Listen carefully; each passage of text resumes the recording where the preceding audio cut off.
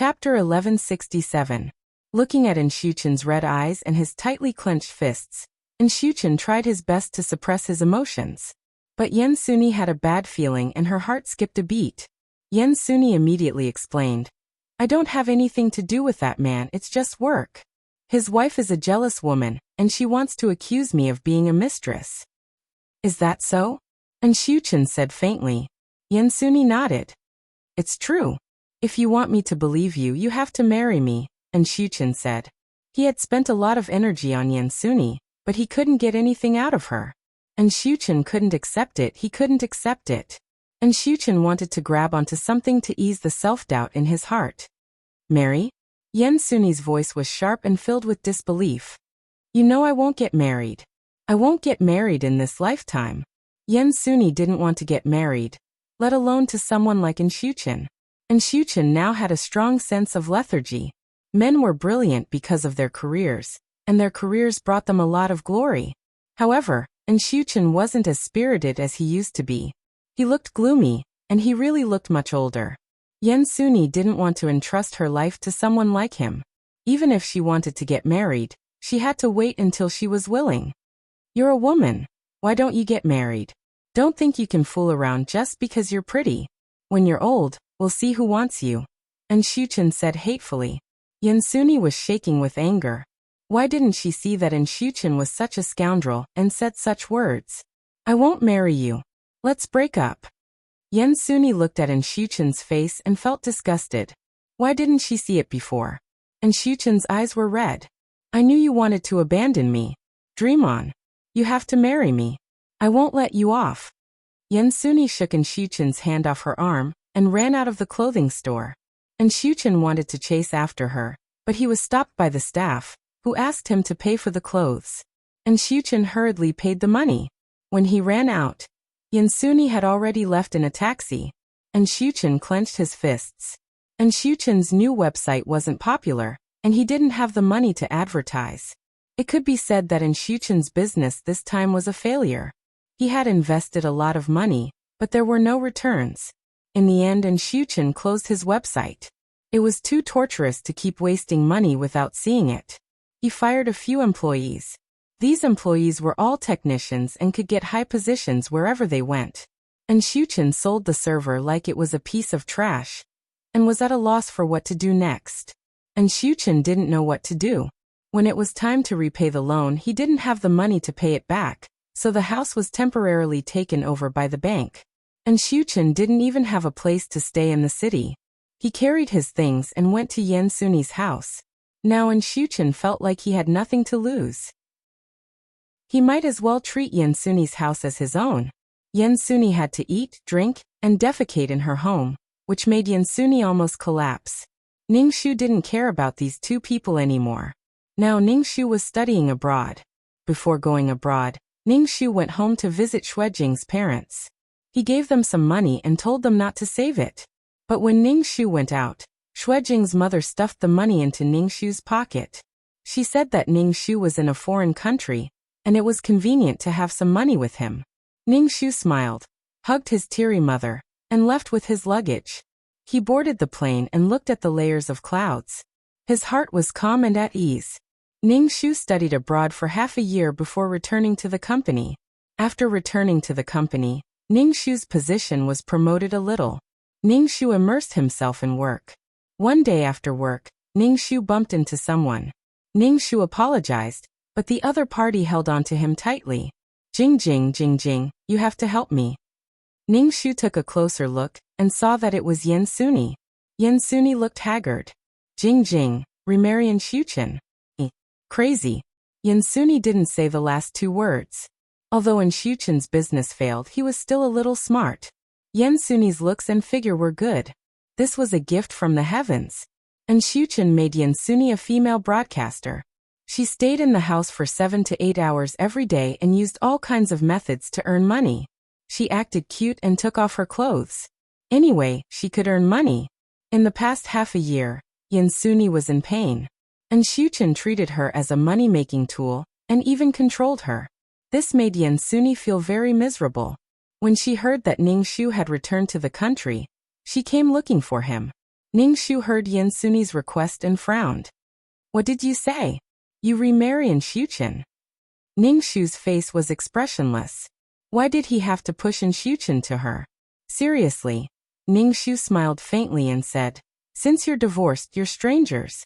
I wish you and Xiuchen happiness. Ningxu walked around Yan Suni and got into the car. Yan Suni looked at the watch on her wrist. She had been out for a long time. When she returned, she was punished by Xiuchen again. Yan Suni was in so much pain. She felt like her soul was being imprisoned. Yan Suni suspected that Xiuchen had been possessed. Otherwise, how could he have become like this? Vicious, greedy, vulgar. The refined, gentlemanly, gentle man from before had suddenly disappeared. She didn't know if the Xiuchen from before was real, or if this was the real Xiuchen now. If she did something that Xiuchen didn't like, Xiuchen would attack her with all kinds of filthy words. Yan Suni couldn't imagine how such a man could appear in her refined life. This man ruined her life. Many times, Yan Suni was lying in bed and listening to the snoring sound next to her. She broke down as much as she could. Her life shouldn't be like this. Sometimes, Yan Suni even wanted to kill this man. Ningxu learned a little about the two of them. The two of them were living together. As for whether they were married or not, Ningxu wasn't too sure. However, it seemed that Xiuchen wouldn't let go of Yan Suni. Some fates were destined. After going around in circles, Xiuchen and Yan Suni were still together. Yan Suni came to ask her to remarry Xiuchen. This meant that Yan Suni wanted to get rid of Xiuchen and use her as a shield. She was really speechless. It seemed that Yan Suni wasn't living well. They hated and resented each other.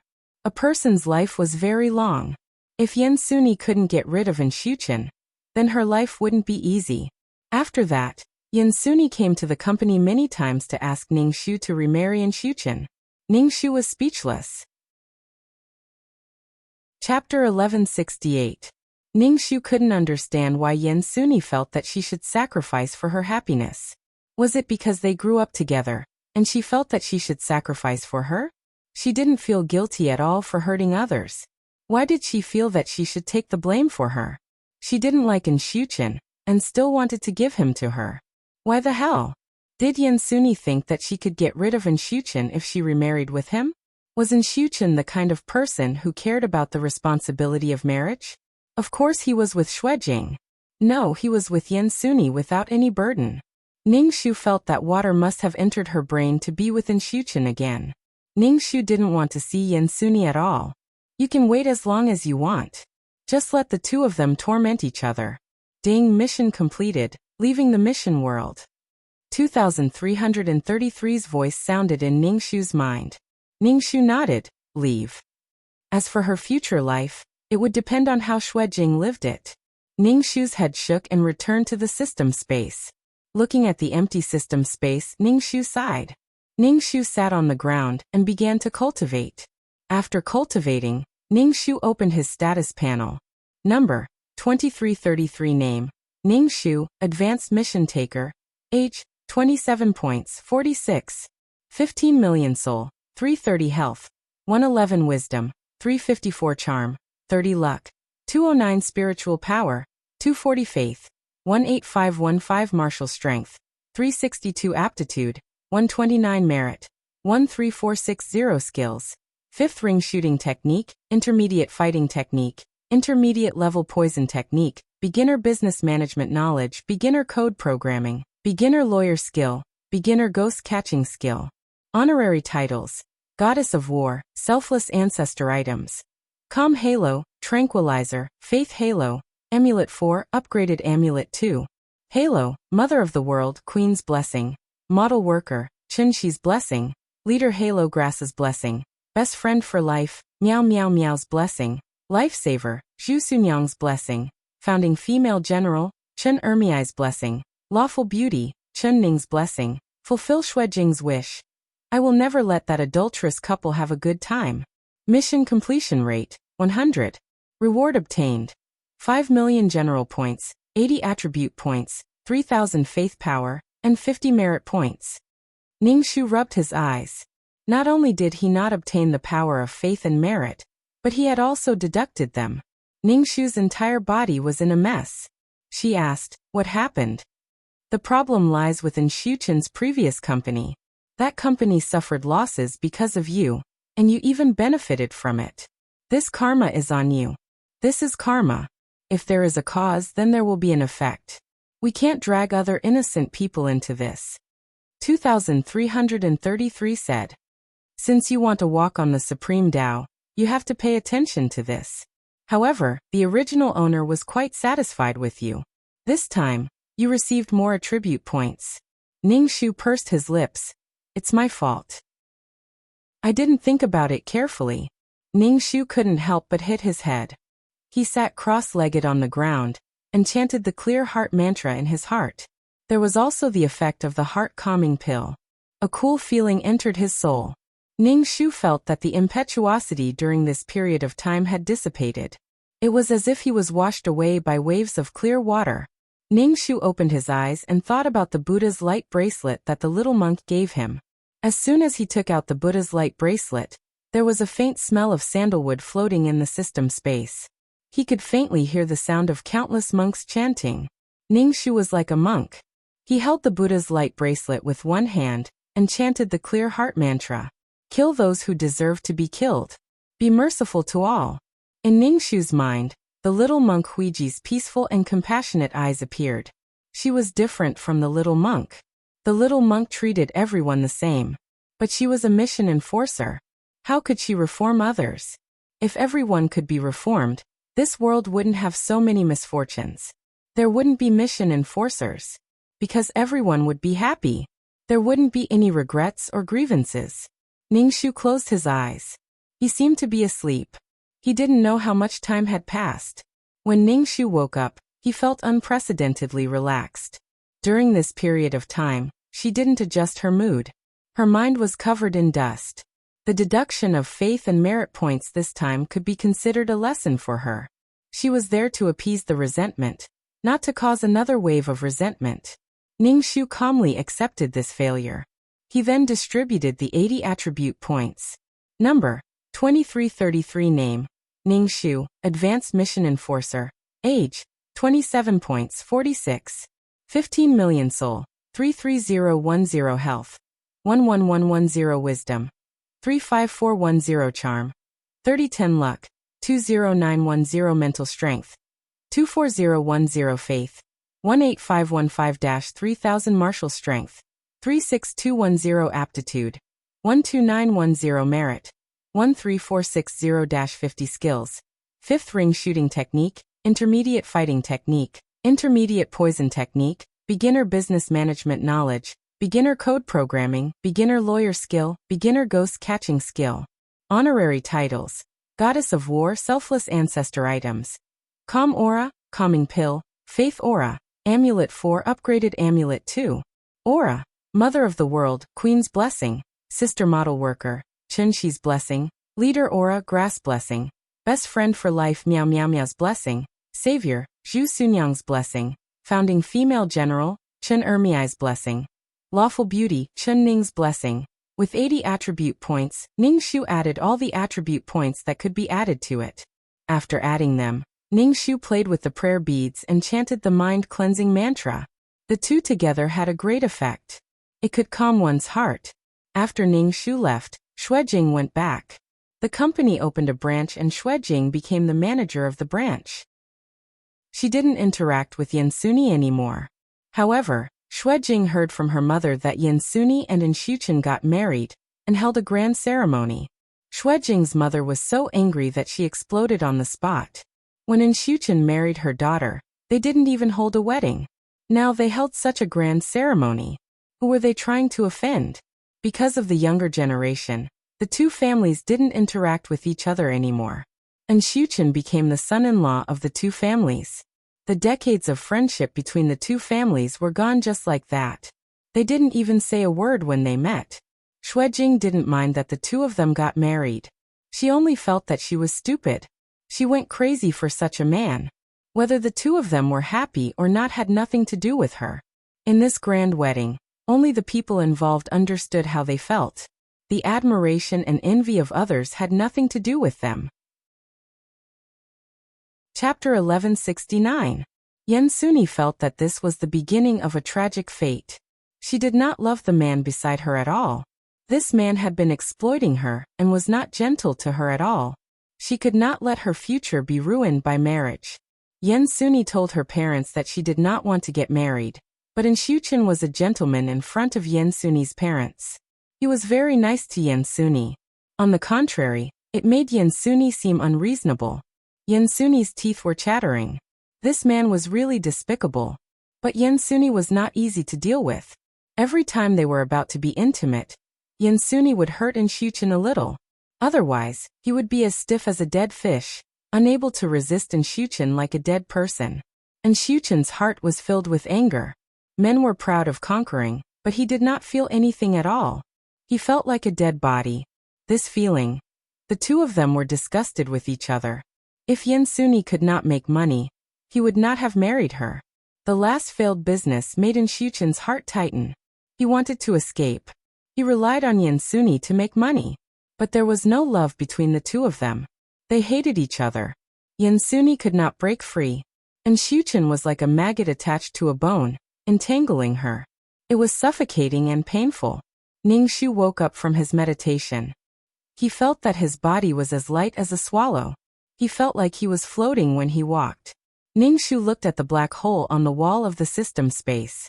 The black hole was getting smaller and smaller. He did not know when it would completely merge. These two beads were so powerful. Why didn't they go to heaven? Ning Shuchao said to 2333, "Enter the quest." "Okay." 2333 said gently. "This time I chose a relatively easy mission for you." When Ning Shu heard 2333's tone, she suddenly had a bad premonition. Gentle and considerate was not 2333's character.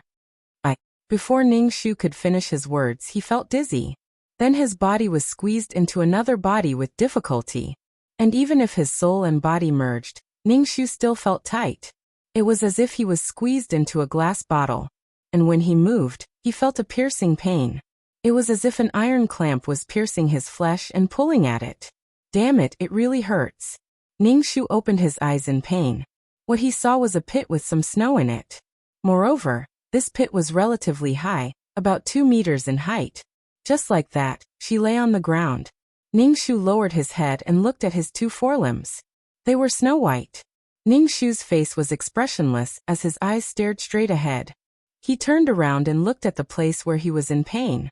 He saw that her furry hind legs were caught in a trap. Fresh blood had soaked her fur, and even the snow was stained with blood. So, she was a non-human creature this time? Ning Shu had completely given up on 2333. She should not have had any hope for 2333.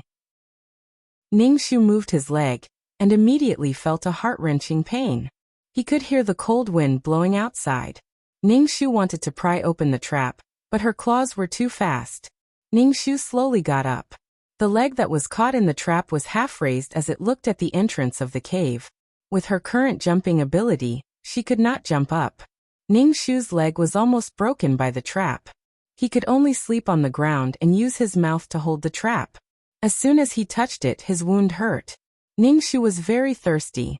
Coupled with the excessive blood loss, his body was very weak. Ning Shu stuck out his tongue and licked the snow on the ground. He gritted his teeth in pain and began to accept the plot. The original owner was called Bai Sanyang. She was a white fox who was injured by a trap and accidentally fell into a pit dug by a hunter. At this time, Bai Sanyang was just an ordinary fox. At most, she could be considered human. Bai Sanyang was later rescued by a young man. Bai Sanyang followed this young man. This was a world of cultivation. People yearned to become immortals. This young man was an orphan. In this cruel world, he was like duckweed. He and Bai Sanyang depended on each other. Because of Bai Sanyang's pure white fur, even though she later covered it with a layer of dust, she still attracted the attention of some greedy people. Some people came specifically to capture Bai Sanyang. In order to let Bai Sanyang escape, the young man held back the spirit beast traffickers.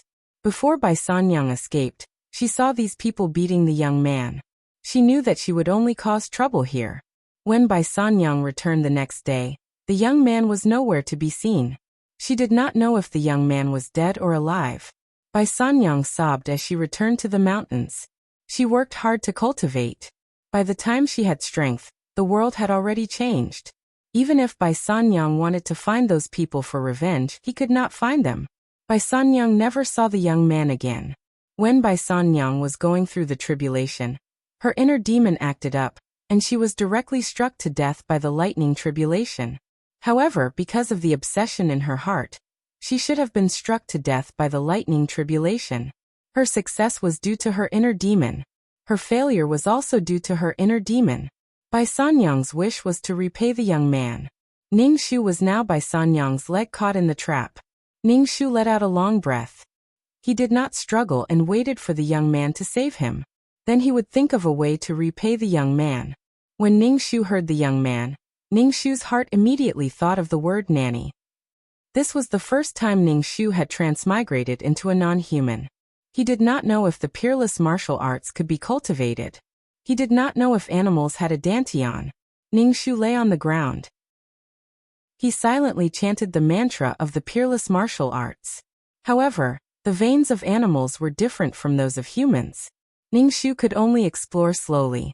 Because of the fur on his body, spiritual energy could not enter his body through the pores. Ning Shu could only open his mouth to breathe in spiritual energy. Through his mouth, there was a small amount of spiritual energy entering his body. However, the spiritual energy in this world was quite abundant. Ning Shu's heart was filled with anticipation. The spiritual energy in the cultivation world was abundant. It was easy to nurture some treasures. He did not know if he could find something good this time. The sky outside was already dark. Ning Shu did not see the young man. The weather at night was even colder. The cold wind whistled mournfully. Ning Shu curled up into a ball. She pressed her head against her injured leg. Because of the injury, the blood that flowed out of her leg was frozen into ice. It was cold and painful. This feeling was really good. Ning Shu opened her mouth to breathe in the spiritual energy in the air. At the same time, she pricked up her ears and waited for the young man to come and save her. Ning Shu was a little afraid that the hunter would come before the young man. If that happened, her fate would be a little bad. Some things were not set in stone. Ning Shu cultivated for the whole night. In the morning, she licked the snow. Her stomach was rumbling with hunger. At this time, if only there was a fasting pill, then she would not have to waste spiritual energy to keep her body normal. Chapter 1170. Ning Shu felt the meridians of this body and began to cultivate. This was not a human body, so Ning Shu had to figure out the direction of the meridians. Who knew where an animal's dantian was? Ning Shu opened his mouth like a dog and breathed in and out. One of his legs was caught in the trap, and he almost couldn't feel the existence of his leg. Little boy, come quickly, Yaya. While Ning Shu was cultivating, she was also paying attention to the movement outside. The cold wind whistled, and Ning Shu, who was in the pit, felt very cold. Ning Shu lay on the ground, his black eyeballs rolling around. From time to time, he would raise his head to look at the cave entrance. Ning Shu was deeply suspicious. Was he not coming? Bai Sanyang could wait for the little boy, but she couldn't. Ning Shu felt that the world was full of malice towards her. She should have transmigrated to the time when she was with the little boy. There were too many variables now. He couldn't rule out the possibility that 2333 did it on purpose. Ning Shu licked 2 mouthfuls of snow, and his tongue was numb from the cold. He calmed down and began to cultivate. If he didn't cultivate, he wouldn't be able to wait for the little boy. Even if he did come, he would be dead. It would be funny if he became the little boy's meal.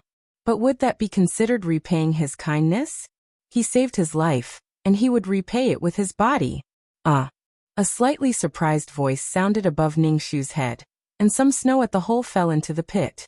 Ning Shu looked up and saw a child lying at the hole of the trap. His face was young and tender, and his face was full of surprise. Ning Shu stood up excitedly and opened his mouth to speak to the child, but all that came out was a whimper. Unable to speak, Ning Shu could only hope that the other party could see through his furry face and the emotions in his eyes. Il-yang lay at the hole and saw a snow-white body. Only the eyes and nose were black. Il-yang's heart was jumping with joy. He didn't expect to find a fox. he met Ningshu's dark and wet eyes. "Wait, I'll save you." Liang carried the bamboo basket and ran. Ningshu grimaced. His leg really hurt. Ningshu looked at the entrance of the cave, waiting for the little guy to come back. Liang ran back, and in his hands was a rattan that no one knew where he got from. He panted heavily. Because the weather was cold, he exhaled large mouthfuls of white air. His cheeks and nose were red. Liang tied the rattan vines to the bamboo basket. He was afraid that it would not be sturdy enough, so he tied it several times. Liang grabbed the rattan and slowly put down the bamboo basket. "Little fox, jump into the bamboo basket. I'll pull you up, do you understand?" Liang shouted at Ningshu. Liang was worried that the little fox wouldn't understand. Ningshu endured the pain in his leg and jumped into the bamboo basket. Liang slowly pulled Ningshu up. When Liang put down the bamboo basket and reached out to carry Ningshu into the bamboo basket, he took off his clothes and covered Ningshu's body to prevent people from seeing Ningshu. When Liang carried the bamboo basket on his back and started running, Ningshu bounced up and down on the basket. "Oh my God, my leg hurts." Ningshu looked outside through the gap of the bamboo basket. This forest was the back mountain of Wen Liang's house. Ningshu thought that Wen Liang's house would not be covered by tiles. He did not expect it to be a small yard. However, the house was rather shabby. There were some herbs and vegetables planted in the courtyard that was supposed to be a garden.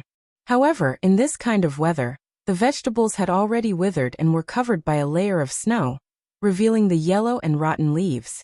However, it was much better than Ningshu imagined. When Liang pushed open the door creaked. When Liang walked into the house and put down the bamboo basket, Ningshu jumped out of the basket and looked around the room.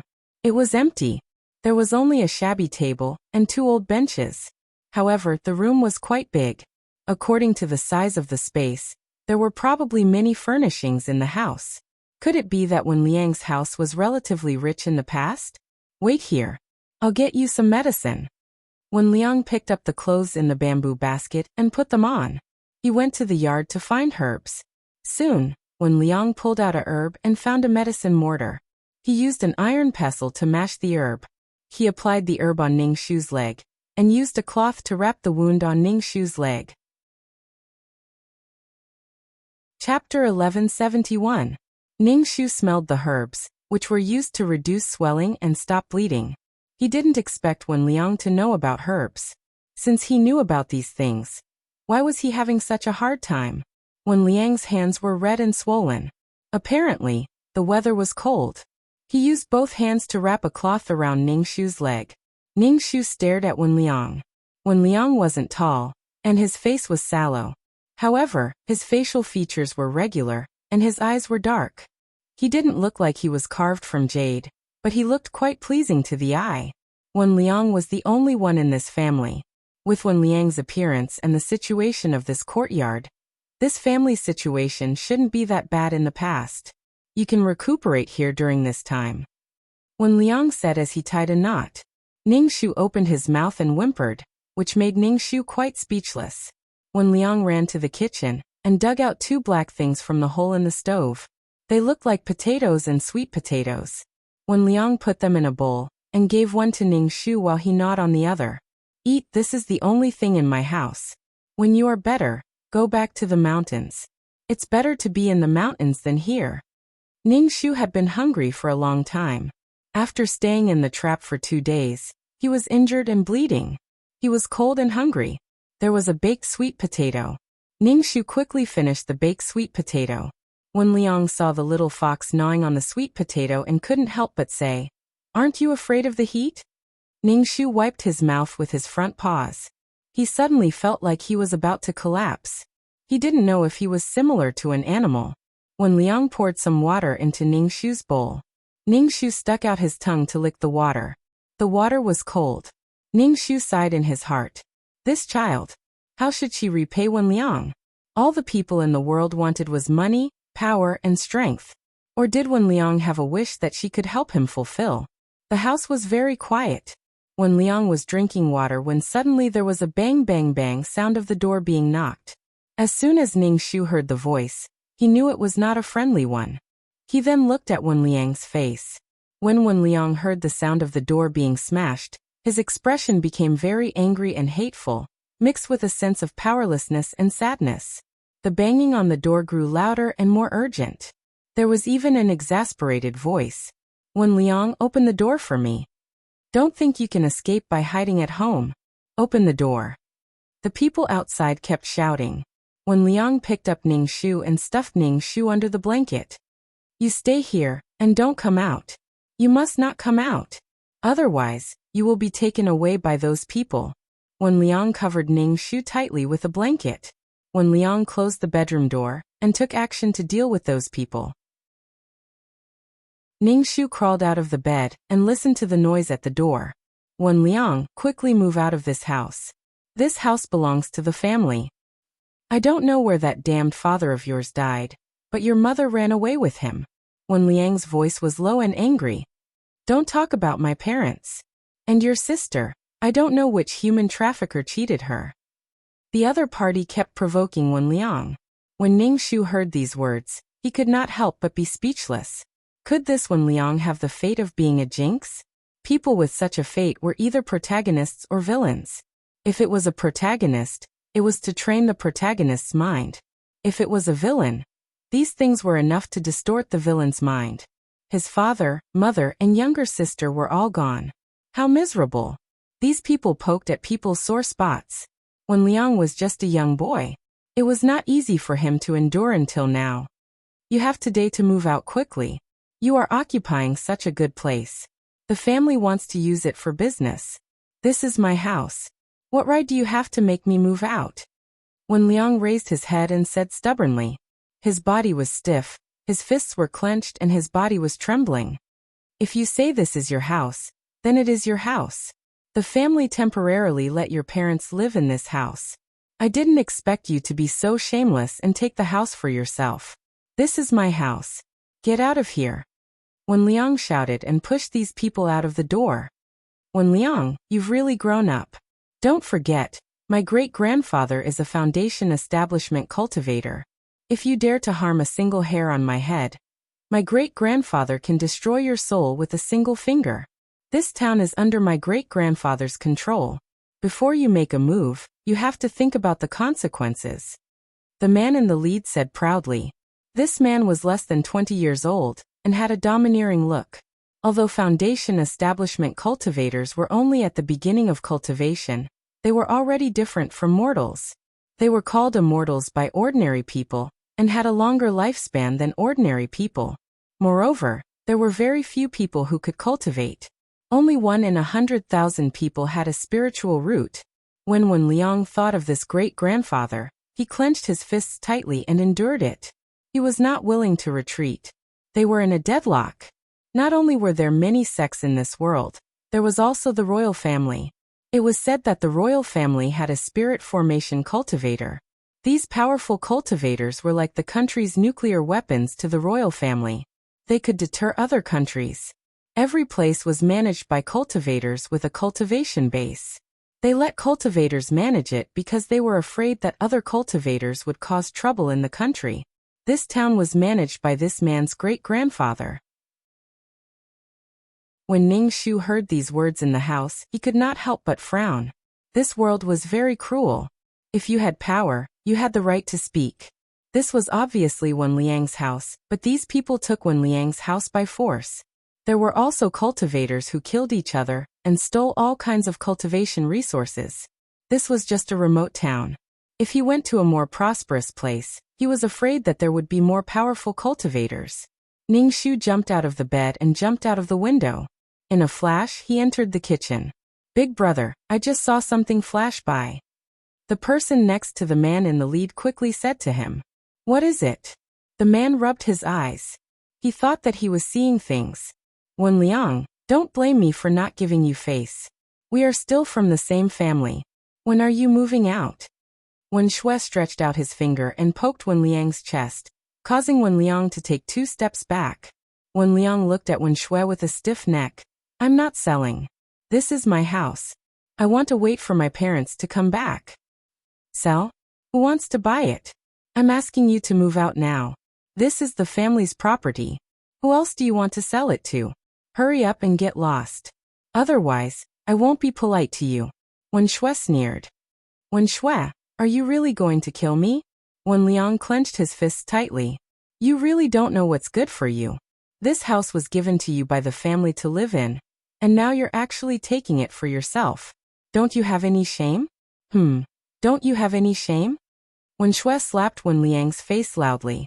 Wen Shui purposely humiliated him. Wen Liang's face was ashen. He stared straight at Wen Shui. Chapter 1172. Wen Liang had been insulted by his clan brothers several times. Although they were both surnamed Wen, they weren't close. Most of the people in this town had the surname Wen. Wen Liang couldn't figure it out. He hadn't done anything wrong to these people. Instead, they bullied him because he was weak. They even wanted to rob his house. Wen Liang gasped and stared at Wen Shui with red eyes. What are you looking at? If you're not convinced, I'll dig your eyes out. You're a jinx who killed your whole family. How dare you look at me like that? Wen Shui was a little frightened by Wen Liang's eyes. He reached out and pushed Wen Liang hard. Wen Liang was pushed to the ground. Wen Shui rolled up his sleeves and wanted to beat Wen Liang up. It wasn't a big deal to kill someone in this world. Suddenly, a black shadow pounced on Wen Shui and stretched out its sharp claws. Several deep claw marks appeared on Wen Shui's arm and blood splashed out. Ning Shu lowered his body and bared his teeth in a ferocious manner. Wen Shui froze for a moment, and then wailed in pain. The others supported Wen Shui. Blood kept flowing out of Wen Shui's arm. Wen Shui lifted his injured arm with one hand, and looked at the beast that grabbed him. Its whole body was black, covered in plant ash and some mud. Looking at its shape, it was hard to tell what it was. Wen Liang looked at Ning Shu in surprise. Hiss. Wen Shui gasped in pain. Catch this beast for me. Wen Liang stood in front of Ning Shu. The wound on your arm will definitely rot if you don't treat it. Wen Shui knew that Wen Liang was coaxing him, but the wound really hurt. It was burning and this beast was so dirty. What if something really happened? One of them stared at Ning Shu for a long time. What the hell is this? Ning Shu squeezed out 2 words from his throat that were not standard dog language. Woof woof woof, Wen Liang quickly said. If you don't go, my dog will bite off your necks. The people on the other side shrank their necks. Wen Shui stared at Wen Liang and Ning Shu fiercely. I won't let you go. They hurriedly left. Wen Liang let out a long sigh and closed the gate. He turned around and saw Ning Shu. He squatted down and said, Thank you for today. Otherwise, I would have been beaten again. Again? It seemed like this wasn't the first time the other party had come knocking. Let me wash you. Wen Liang saw that Ning Shu's body was covered in ashes and mud from the stove holes. Ning Shu took a step back, not allowing Wen Liang to wash him. If they were to wash and reveal their white hair, they would be skinned and made into scarves. Wen Liang thought about it, and didn't insist on giving Ning Shu a bath. Wen Liang's expression was filled with worry. Clearly he was worried. Wen Liang got some vegetables from the ground and boiled some vegetable soup without oil. He gave Ning Shu a bowl of soup and drank a bowl of it himself. Ning Shu stuck out his tongue and licked the soup in the bowl. This damned instinct. The sky was already dark, and a day had passed just like that.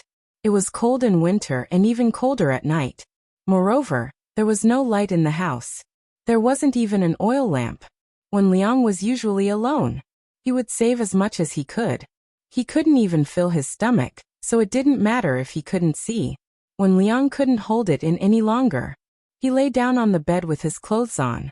Ning Shu curled up at the foot of the bed and began to cultivate.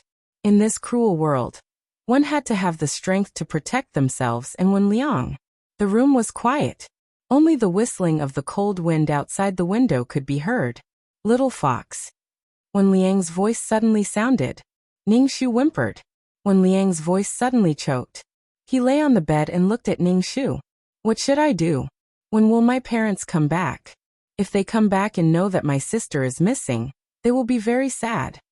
Wen Liang's voice sounded very sad in the darkness. I shouldn't have gone into the mountains that day and left my sister alone at home. Ning Shu wanted to ask Wen Liang how long had it been since his parents left, what did his parents do, And how long had his sister been missing? But what came out of his mouth was a whimper. Finding his parents was Wen Liang's wish. But the world was so big. It was easier said than done to find a single person, let alone several people. The world was so big. The vastness of hell was simply unimaginable. Wen Liang rambled on. Ning Shu occasionally whimpered, indicating that he was listening. Ning Shu wanted to extract some useful information from Wen Liang's words. Ning Shu inhaled and exhaled spiritual energy while listening to Wen Liang. He learned that Wen Liang's father was a doctor and his mother was a cultivator. Wen Liang's father went to see a patient. On the way back, he heard that he met a devil cultivator who captured his father and one of his disciples. When Wen Liang's mother heard this, she told Wen Liang, who was only 7 years old at the time, to take good care of his sister and would be back soon. This soon had been 5 years since then. Wen Liang took care of his 5-year-old sister and waited for the family to reunite. In the end, when his sister was 8 years old, she went missing. Wen Liang was usually like a little adult, alone. Now that he had someone to talk to, he cried and talked. It made people feel particularly sad when they heard it. Now Wen Liang still held the hope that his parents would come back. He also felt guilty for his sister. Ning Shu sighed in his heart. Wen Liang's parents were already dead. It was almost a 90% thing. How could Wen Liang not know it in his heart? He was just deceiving himself.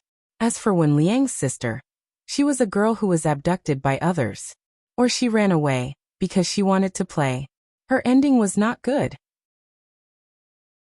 Optimistic, an expert took a fancy to Wen Liang's sister's root bone, and took her to enter the path of cultivation.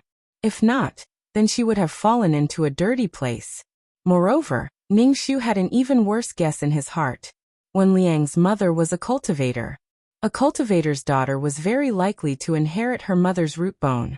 She was the best candidate for a human furnace. Of course, a cultivator was better. The body of an ordinary woman could not withstand the ravages of a male cultivator.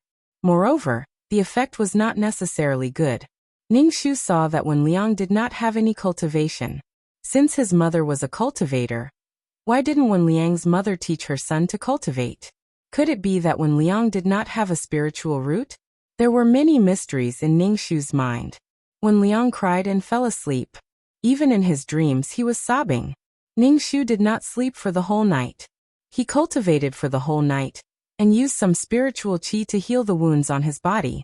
When the sky was about to brighten, Ning Shu quietly jumped onto the bed. He saw that Wen Liang's face was tear-stained, but he was sleeping soundly. Ning Shu jumped out of bed and went out through the dog hole in the courtyard's wall. He ran for a while and ran to the back of the mountain. Ning Shu's gray clothes looked even darker and dirtier under the contrast of the white snow. Chapter 1173. Ning Shu stepped on the snowy ground. The meaty pads under her feet made no sound as she stepped on the snow, leaving a series of tiny footprints. Ning Shu wanted to hunt some game, but Wen Liang's food was unsightly. Looking at Yi Liang, it was obvious that he was malnourished. It was a little difficult for such a young child to take care of himself and fill his own stomach. Ning Shu trotted on the snow and looked around. But it was winter now, and there were very few animals wandering in the forest. Ning Shu walked around and didn't see any game. But she saw a porcupine. This thing had thick skin, and her claws didn't do much damage to it. At most, it would bleed a little. The porcupine huffed and puffed as it dug into the snow. Its fangs were 2 fingers long. Ning Shu measured her fighting strength and realized that she couldn't kill the porcupine in one move. She couldn't use her claws, and she couldn't bite off the porcupine's neck. She didn't have a lot of spirit energy in her body, so she couldn't release her qi gene. Ning Shu resentfully gave up on the porcupine. She buried herself in the snow and caught a colorful pheasant. Ning Shu bit off the pheasant's neck and ran back with the pheasant in her mouth. She went through the dog hole and went straight to the kitchen. Yi Liang sat in front of the stove in a daze. He looked a little sad and sighed. Ning Shu put the pheasant beside Yi Liang. Yi Liang saw Ning Shu come back and smiled. "I thought you left." Yi Liang talked to Ning Shu for most of the night and was already close to this fox. He didn't feel ashamed that she knew his secret. After all, She was a fox and wouldn't tell anyone. Ningxu, are you sure? Ningxu pushed the pheasant in front of Yiliang. Yiliang picked it up and patted Ningxu's head. Thank you, little fox. Yiliang added some water to the pot and prepared to scald the pheasant. By the way, I can't call you little fox in the future. People will know that you're a fox, Yiliang said as he added firewood. No matter where it was, foxes were animals that humans both desired and loathed. Her fur was worth a lot of money. Ningxu whimpered. In the past, she had always been the one to give names to others. Now, it was her turn to be at the mercy of others. Every dog has its day. This feeling was really too good. Ningxu wanted to object, but his voice came out as a whimper. Little White. Ningxu thought, as expected. No, you can't call me Little White. People will know that you have white hair. Blackie. Ningxu. I don't feel like talking. Even if her name wasn't Ningxu, she still had the name by Sanyang. Thus, Blackie's name was decided. Ningxu felt that this was a dark history that he could not bear to look at directly since he had transmigrated. Little Black. Yiliang cleaned up the pheasant, chopped it, and threw it into the pot to stew. After stewing for more than 2 hours, the smell of chicken soup could be smelled. Yiliang was not in a hurry and continued to stew. Ningxu turned to look at Yiliang. Yiliang's face looked very solemn under the light of the fire. When heaven bestows a great responsibility on a great man, it must first torment his will and work his muscles and bones. The suffering he endured now was for him to soar to the sky in the future. 10 years to sharpen a sword. Ningxu wanted to pass on his peerless martial arts to her, but she could not speak. He did not know how to pass it to her. Moreover, Ningxu was afraid that he would reveal too much and attract unnecessary suspicion. The human heart was the most unpredictable thing. Quick, Little Black. Yiliang filled a bowl with meat and soup and placed it in front of Ningxu. Yiliang took a bowl for himself. The two of them ate the fragrant pheasant on the pile of firewood in the kitchen. Ningxu ate the meat. Sure enough, foxes still needed to eat meat. The taste was too good. The food that he ate slowly turned into a warm current that flowed to every corner of his body. It was very comfortable.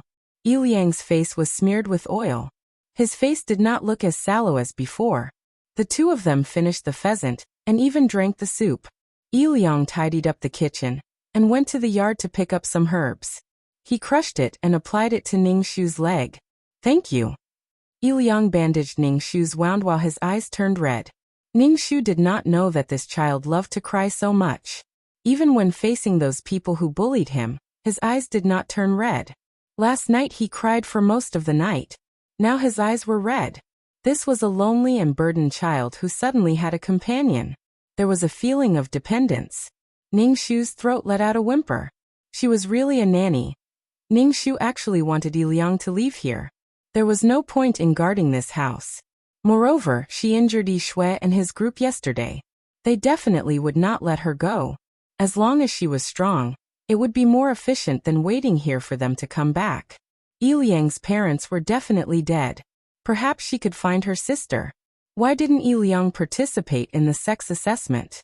Even if it was a cultivation sect, they had to accept talented disciples. Ningxu's mind was filled with thoughts of how to get Yiliang out of his current predicament. Give a man a fish and you feed him for a day. She could not keep catching pheasants for this fella. In such a cruel world, the only way to survive was to become stronger. Only by becoming stronger could one survive. Just like when Yishui threatened Yiliang. Yishui was so fearless because there was a foundation establishment stage cultivator in his family. That was power. Yiliang did not dare to resist because he was afraid of this power. Ningxu did not know if Yiliang had spiritual roots. Yiliang tied a knot. Ningxu said, "Don't run around for a while. Take care of yourself." Ningxu whimpered and lay on the ground. She closed her eyes and started to cultivate. Yiliang saw the little fox lying on the ground. The ground was so cold. Yiliang found some small clothes and old clothes from the old wardrobe. These were clothes that Yiliang could not wear. Yiliang spread the clothes on the ground and made it look like a nest. Go sleep on the clothes. The ground is too cold. Ningxu opened her eyes and slept on the clothes. While Ningxu was cultivating, Liang was handling the herbs in the courtyard. Presumably, he had learned his knowledge of herbs from his father. Ningxu sighed in her heart. This cultivation speed was really slow. There is a demonic beast inside. Really? A demonic beast that looks like a dog. The sound of people talking outside the courtyard was mixed with chaotic footsteps. There were obviously a lot of people. Liang suddenly stood up and rushed into the house. Hurry up and leave. Someone is here to catch you. Go through that dog hole. Hurry. Liang was so anxious that his forehead was sweating. Ningxu frowned. She had already dyed her fur black and barked like a dog. How could they tell that she was a demonic beast? Bang bang bang. The sound of the door being kicked could be heard. There was no one to open the door. The door was directly smashed open. A group of people rushed into the courtyard, making the whole courtyard seem a little crowded. Liang's herbs were trampled. The leaves of the herbs were stuck to the ground. Chapter 1174. Ningxu did not expect that the other party would come again today. After suffering a loss, they wanted to take revenge on the spot. These people blocked the courtyard and made a racket. Find a chance to run. I'll go stop them. Don't let them catch you, okay? Liang, Ningxu said anxiously. Liang ran out and shouted at these people. What are you doing in our house? Liang saw so many people, and there were a few burly men. One of them was holding a cage in his hand. Liang's heart trembled. He knew very well what this cage was. This was a magic tool used by those demon beast traffickers. This magic tool was very powerful. This cage could be big or small. As long as one was trapped in the cage, one would not be able to escape. The suppression of the demon beast was very strong. After being locked in, the demon beast would be as weak as a kitten or a puppy. Liang, hurry up and hand over that little bastard. Don't think I don't know that it's a demon beast. Liang, you're actually with a demon beast. Yishue's arm was hanging around his neck. Because of his anger, his face was distorted. Little Black is not a demon beast. She's a dog. Liang said loudly. He silently prayed that Little Black would leave quickly. Whether it's a dog or a demon beast, these demon beast traffickers will know at a glance.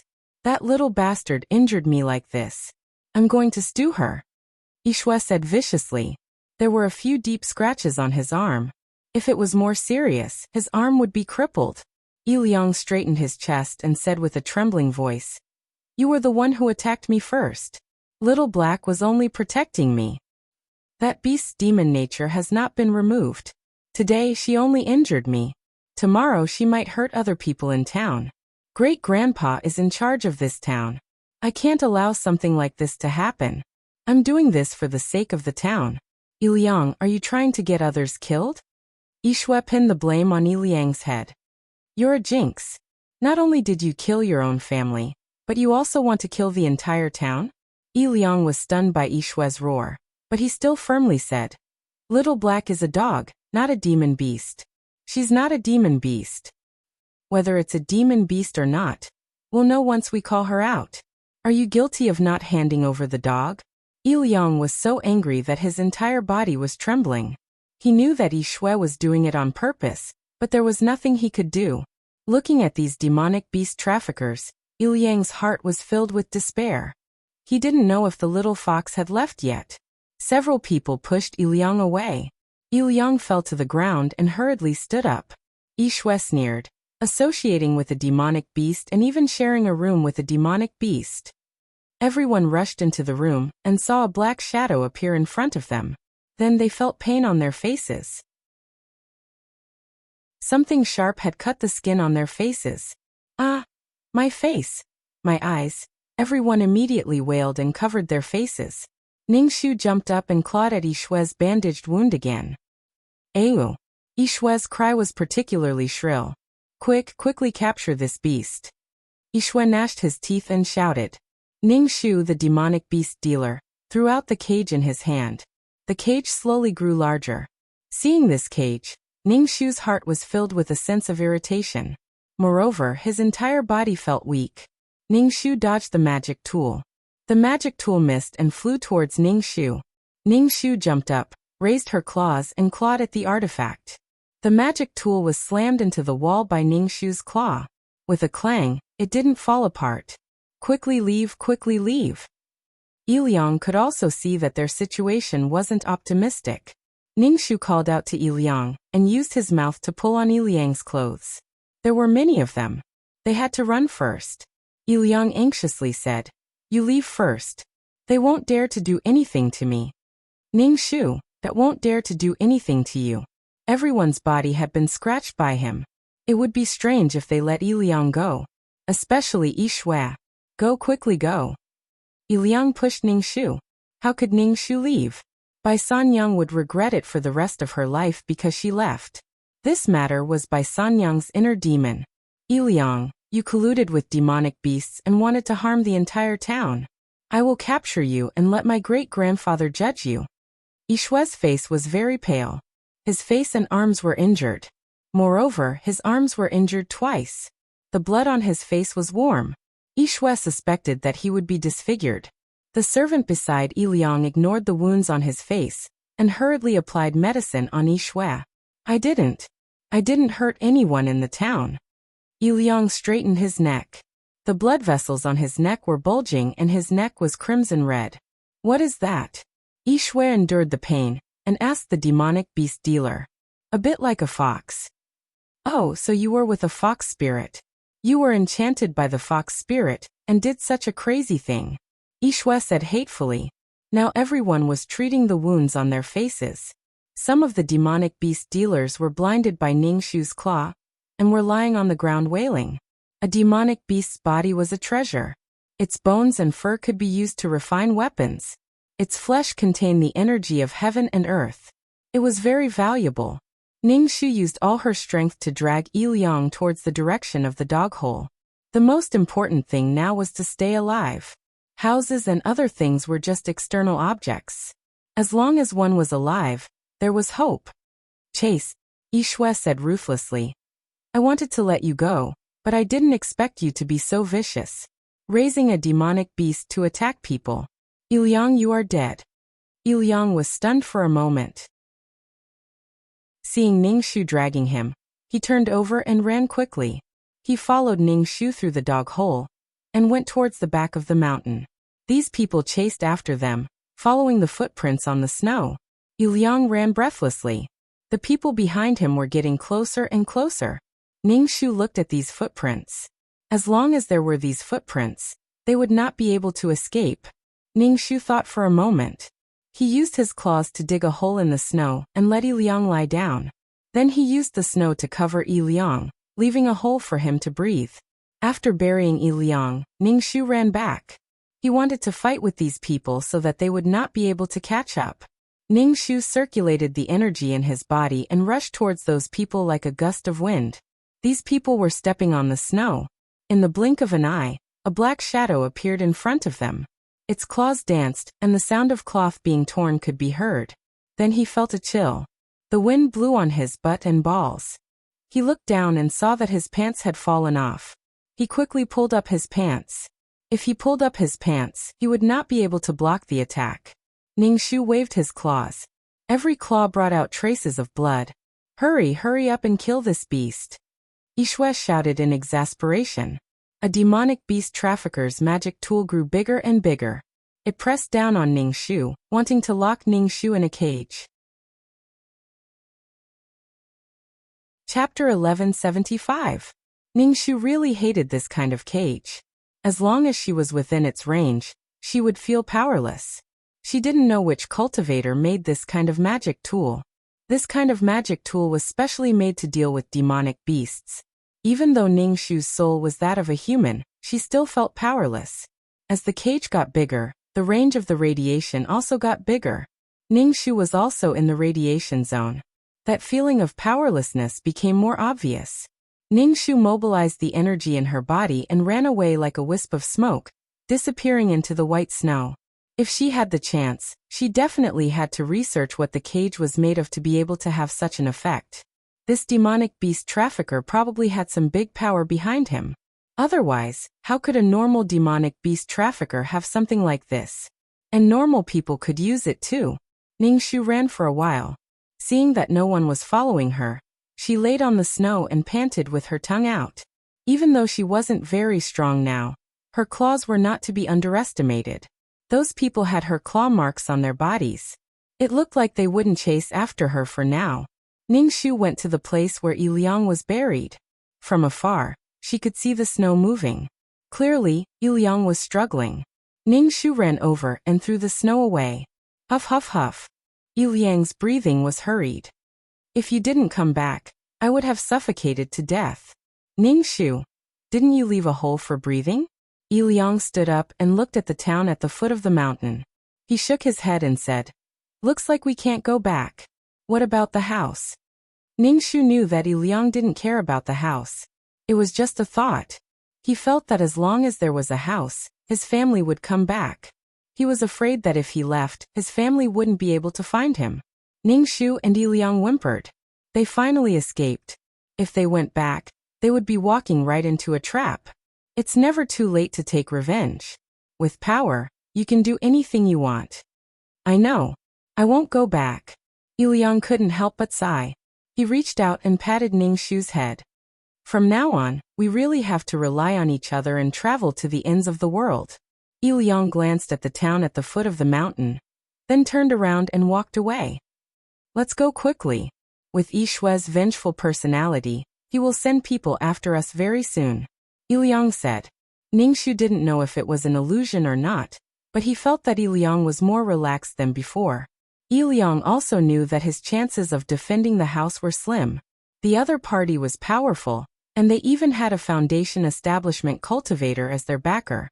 In the eyes of mortals, cultivators were incomparably powerful existences. They didn't even have the courage to resist. Ningxu followed beside Yi Liang. The cold wind howled, gradually covering their footprints in the snow. Ningxu was somewhat familiar with this mountain ridge. Rather than saying that she was familiar with it, it should be said that Bai Sanyang was familiar with this place. Ningxu brought Yi Liang to a cave. This cave was very deep and dry. It should have been the cave of some wild beast or demonic beast. Little Black, it's good to have you by my side. Yi Liang said. If he was alone, it would be much more difficult. With someone to rely on and warm each other, he would have the motivation to persevere. Yi Liang squatted in the corner of the cave, rubbing his body with his hands. The weather was very cold. Ningxu raised his claws and placed them on Yi Liang's body. After a while he transmitted his qi into Yi Liang's body. Until now Ningxu still didn't have the body of a fox. It was not like the body of a human, so he was familiar with the tendons and veins. When the qi was transmitted into Yi Liang's body, Yi Liang only felt a warm heat flowing to every corner of his body. Before he was so cold that his body was trembling and his teeth were chattering, but now he wasn't cold at all. Yi Liang looked at Ningxu with some surprise. His black eyes were full of surprise. There were fragments of light shining in them, like stars. It was like the deep night sky. Ningxu saw from Wen Liang's pupils, his own dark self. Ningxu whimpered and tried hard to speak, but the pronunciation system of humans and animals was different. Ningxu couldn't straighten his long tongue. Animals could speak. Fairy tales were all lies. With such a long tongue hanging outside and such a long mouth, how could he pronounce with his lips cracked to the neck? Ningxu felt that it was not easy for him to become a human. It was not easy to cultivate as a spiritual monster. Transcending tribulations was too difficult. Ningxu thought about it and decided to practice ventriloquism. He had to communicate with Yi Liang. If this continued, he could only be cut by others without any strength to fight back. Ningxu went out to see if there was anything to eat. The deeper he went into the forest, the more animals there were. It was too dangerous inside. Other than cultivators with the ability to protect themselves, ordinary people like hunters would be in danger. Ningxu wanted to get some game, but he didn't have a fire. He didn't know if he could drill wood to start a fire. Moreover, it was a world of ice and snow. The firewood and grass were all wet. Ningxu could only hope that there would be some fruit. However, what fruit could there be in this world of ice and snow? Ningxu jumped into the stream in front of him and washed the dirty things on his body. It was snow white everywhere. It was best to be the same color as the surrounding environment. Ningxu went ashore and shook off the water on his body. Ningxu was speechless. This damned instinct. Ningxu wandered around but didn't see anything edible. However, he found a fiery red fruit on the edge of a cliff. In this weather, there was no snow around the fruit tree. Even if snowflakes fell, they would melt quickly. Ningxu vaguely felt heat radiating over. This was good stuff. It was obvious that this was some kind of heavenly treasure. Perhaps eating it could increase one's cultivation. Senior brother, it's here. It's a fiery fruit. Ningxu heard the sound coming from afar and hurriedly hid. He saw 3 cultivators flying on swords. They were 3 young cultivators. The 3 of them were flying on swords. It seemed that their strength wasn't weak. Ningxu stared at the thing called the flame fruit, calculating in his heart the probability of obtaining it. 10%. Less than 10%. Previously, when he was dealing with some ordinary people, he was already a little powerless, let alone 3 cultivators. It's really a fiery fruit. If we get it, we can temper our spirit roots. A cultivator's voice was filled with uncontrollable excitement. I didn't expect that there would be a fiery fruit in this small place. Ningxu heard that it could temper one's root bone. It meant that this thing could burn the impurities in the body. This was really a good thing. Ningxu stared at the fruit and almost drooled. However, there were 4 of them. The 3 of them could share one each. Ningxu's heart was scratching. If he could give one of these fruits to Yi Liang, if Yi Liang had a spirit root, even if he didn't, he could burn the impurities in his body. His meridians would be unobstructed, and he would be able to cultivate peerless martial arts at a flying speed. Ningxu didn't dare to go out rashly. If he really went out, he would definitely be killed. To be able to fly on swords, his strength shouldn't be weak. However, he wasn't willing to give up on the fiery fruit. Ningxu stood guard at the side, looking for a chance to pick it up. Chapter 1176. In the face of such a treasure, the 3 cultivators didn't hesitate to grab it. Such a treasure was priceless. Whether they ate it or sold it, it would be a fortune. For fruits, it would be great if they could grab one more. Although the 3 of them weren't fighting, their thoughts were clear. The 3 of them flew toward the flame fruit on the cliff. However, as soon as the 3 of them flew in, thumb-sized moths flew towards them. No one had noticed the moths before. These moths were attached to the cliff, and the color of their bodies was similar to the color of the cliff. Now that someone was approaching, these moths swarmed over. When they flapped their wings, white powder fell down. This powder was from the moth's wings. This thing was poisonous. In a world of ice and snow, the moths should have frozen to death. But there were so many moths gathered here. They should be using the flame fruit to warm themselves. Moths were attracted to light and heat. They needed the flame fruit to warm themselves through winter. Now that they saw someone picking the fruit, these moths swarmed over. The moths surrounded the 3 people. Using a knife to cut these moths was like using a cannon to kill mosquitoes. These moths pounced on people's faces and eyes. Plus, they were poisonous and had a lot of killing power. But don't forget that these 3 people were cultivators. One of them cast a spell and released a fire dragon. In an instant, the moths in front of him were roasted and fell to the ground. The air was filled with the smell of burnt protein. But there were too many moths. They burned wave after wave. Although they didn't have much fighting power, they were very annoying. Ningxu glanced at the flame fruit on the cliff. His entire body was trembling. Then he used his chi to step on the edge of the cliff and ran to the flame fruit. This flame fruit was only the size of the tomato saintis fruit.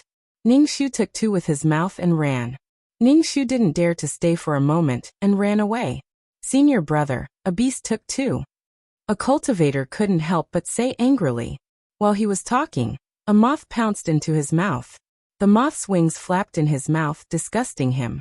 His entire mouth and lips were numb. He had been poisoned. Ningxu held the blazing flame fruit in his mouth and ran very fast. The temperature of the blazing flame fruit was very high, and Ningxu felt that his tongue was about to be scalded and blistered. The saliva in his mouth was about to boil. However, Ningxu still had to wrap his mouth properly. Otherwise, the moths would catch up. He kept 2 flame fruits to prevent those moths and cultivators from chasing after him. Moreover, there were 3 people in the 2 fruits. It would be great if he could kill 3 with 2 peaches. If the 3 of them didn't share equally, there would definitely be a dispute. Ningxu ran towards the cave while Yi Liang was waiting for Ningxu at the entrance. It was too cold outside. Yi Liang held his clothes tightly with both hands and kept jumping to keep warm. Seeing that Ningxu had returned, he couldn't help but laugh. Ningxu ran into the cave and hurriedly spat out the blazing flame fruit in his mouth. He stuck out his tongue and blew on it. Ningxu's tongue was scalded red. He couldn't help but sigh. The world was so big that nothing was too strange. A fruit could be so hot. Where did it absorb the heat from? Ningxu spat out the blazing flame fruit. Immediately, heat radiated out from the cave. The entire cave became much warmer. What is this? Yi Liang had a look of surprise. Because of the cold, he couldn't help but approach the fruit. Ningxu pushed a blazing flame fruit in front of Yi Liang. Yi Liang glanced at Ningxu and picked up the blazing flame fruit. Wow wow wow, it's so hot. Yi Liang tossed the blazing flame fruit back and forth with both hands. But it's very warm. Ningxu demonstrated by eating the blazing flame fruit. When he bit into the blazing flame fruit, the juice inside instantly burst out. The feeling was like eating soup dumplings in the hottest days. The juice splashed all over his mouth. It was too hot. Ningxu swallowed it expressionlessly. Yi Liang made a sound of surprise. Is this food? Ningxu nodded. It wasn't hot at all. Yi Liang gritted his teeth and threw the fruit into his mouth. He instantly wanted to spit it out. It was too hot. Ningxu raised his paw and lifted Yi Liang's chin. Yi Liang lifted his chin and swallowed the blazing flame fruit with a gulp. Yi Liang stuck out his tongue and exhaled. It was extremely uncomfortable. It was as if he had drunk a bowl of boiling oil. His throat and stomach were about to be melted. Later on, his limbs were unbearably hot. Yi Liang felt as if he was being tortured in a pot of oil. So hot, so hot. Yi Liang lay on the ground and tugged at his clothes. His face was distorted. His face was extremely distorted. His skin was bright red, like a cooked prawn, and sweat was dripping down his body. Bear with it. Ningxu said in his heart. It wasn't that easy to cleanse the muscles and marrow. Yi Liang's sweat poured down like rain. His clothes were soaked and the veins on his forehead were bulging. As time passed, Yi Liang's sweat gradually became murky. It was as if someone had brushed a layer of black charcoal ash on his body. Yi Liang was in so much pain that his consciousness became blurry. He spat out black blood in clumps with a fishy smell. This was the impurities and dirt in his veins and organs being forced out. In the end, Yi Liang lay on the ground and groaned. Only the sound of his weak breathing could be heard. He was in extreme pain. Now that it wasn't so painful, he fell into a deep sleep. Ningxu's black nose twitched. Damn, it smelled so bad. Ningxu ate the fruit. It was also hot, but it was still tolerable. Ningxu's white fur was also dyed black. The impurities in his body were expelled. Ningxu felt as light as a swallow. He could clearly feel the spiritual energy around him. Seeing that Yi Liang had fallen into a deep sleep, Ningxu also lay down beside him and started to absorb the spiritual energy. Sure enough, after opening the conception and governing meridians, Ningxu felt that the speed of absorbing spiritual energy was much faster than before. Ningxu fell into a half-asleep state. The spiritual energy around him started to gather. It was like a funnel gathering on Ningxu's body, forming a spiritual energy vortex. Of course, ordinary people couldn't see the spiritual energy. They could only feel that the surrounding air pressure was a little low. After cultivating for an unknown amount of time, Ningxu opened his eyes. He didn't see Yi Liang. The cave was still smelly, but there was no trace of Yi Liang. Ningxu's heart jumped. Where did this guy run off to? He ran out so recklessly. What if he bumped into the cultivator who snatched the flame fruit? That person was definitely deader than dead. Where did he run off to? Ningxu came out of the cave and prepared to find Yi Liang. Once out of the cave, Ningxu met Yi Liang. He was carrying a rabbit in his hand. When he ran, his body was very light. In an instant, he was in front of Ningxu. Today we are eating roasted rabbit. Yi Liang grabbed the rabbit's ear and shook it in front of Ningxu. Yi Liang probably went to take a bath. The dirt on his body was gone, revealing his snow-white skin. Chapter 1177. Previously, Yi Liang's skin was sallow due to malnutrition, but after removing the impurities from his body, his skin became clear. His skin was white with a tinge of red. His good skin made his eyebrows look much better. It was really a case of white covering up three ugly things. Ningxu stared expressionlessly at the flailing rabbit. Is there a fire? Eat it raw. Ningxu expressed that even a beast like her did not have such a strong taste. Yi Liang skinned the rabbit with difficulty and dealt with the internal organs. Ningxu dug a snow pit and buried the internal organs. The smell of blood might attract other carnivores, such as wolves. Ningxu did not know if there were any demonic beasts in this place. After dealing with the rabbit, Yi Liang found a problem, and that was that he did not bring the fire starter with him.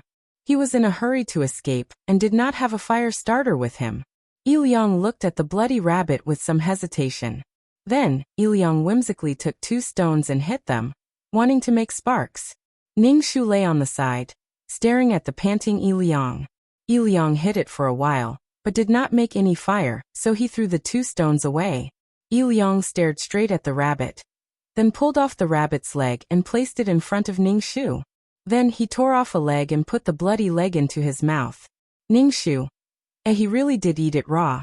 Yi Liang put it into his mouth a few times, but did not have the courage to eat it. Little Black, I want to go home, go back and get something. Yi Liang said to Ningxu. Yi Liang felt that he had a hard time in the past, but now that there was no fire, it was strangely not painful. Humans really needed companionship. When Ningxu heard that Yi Liang wanted to go back, he could not help but be speechless. If he went back now, he would definitely die. He did not know when the other party would come to search the mountain, but he actually wanted to go back. Ningxu bit Yi Liang's clothes. He could not go back. If he was hungry, he would eat snow. Don't.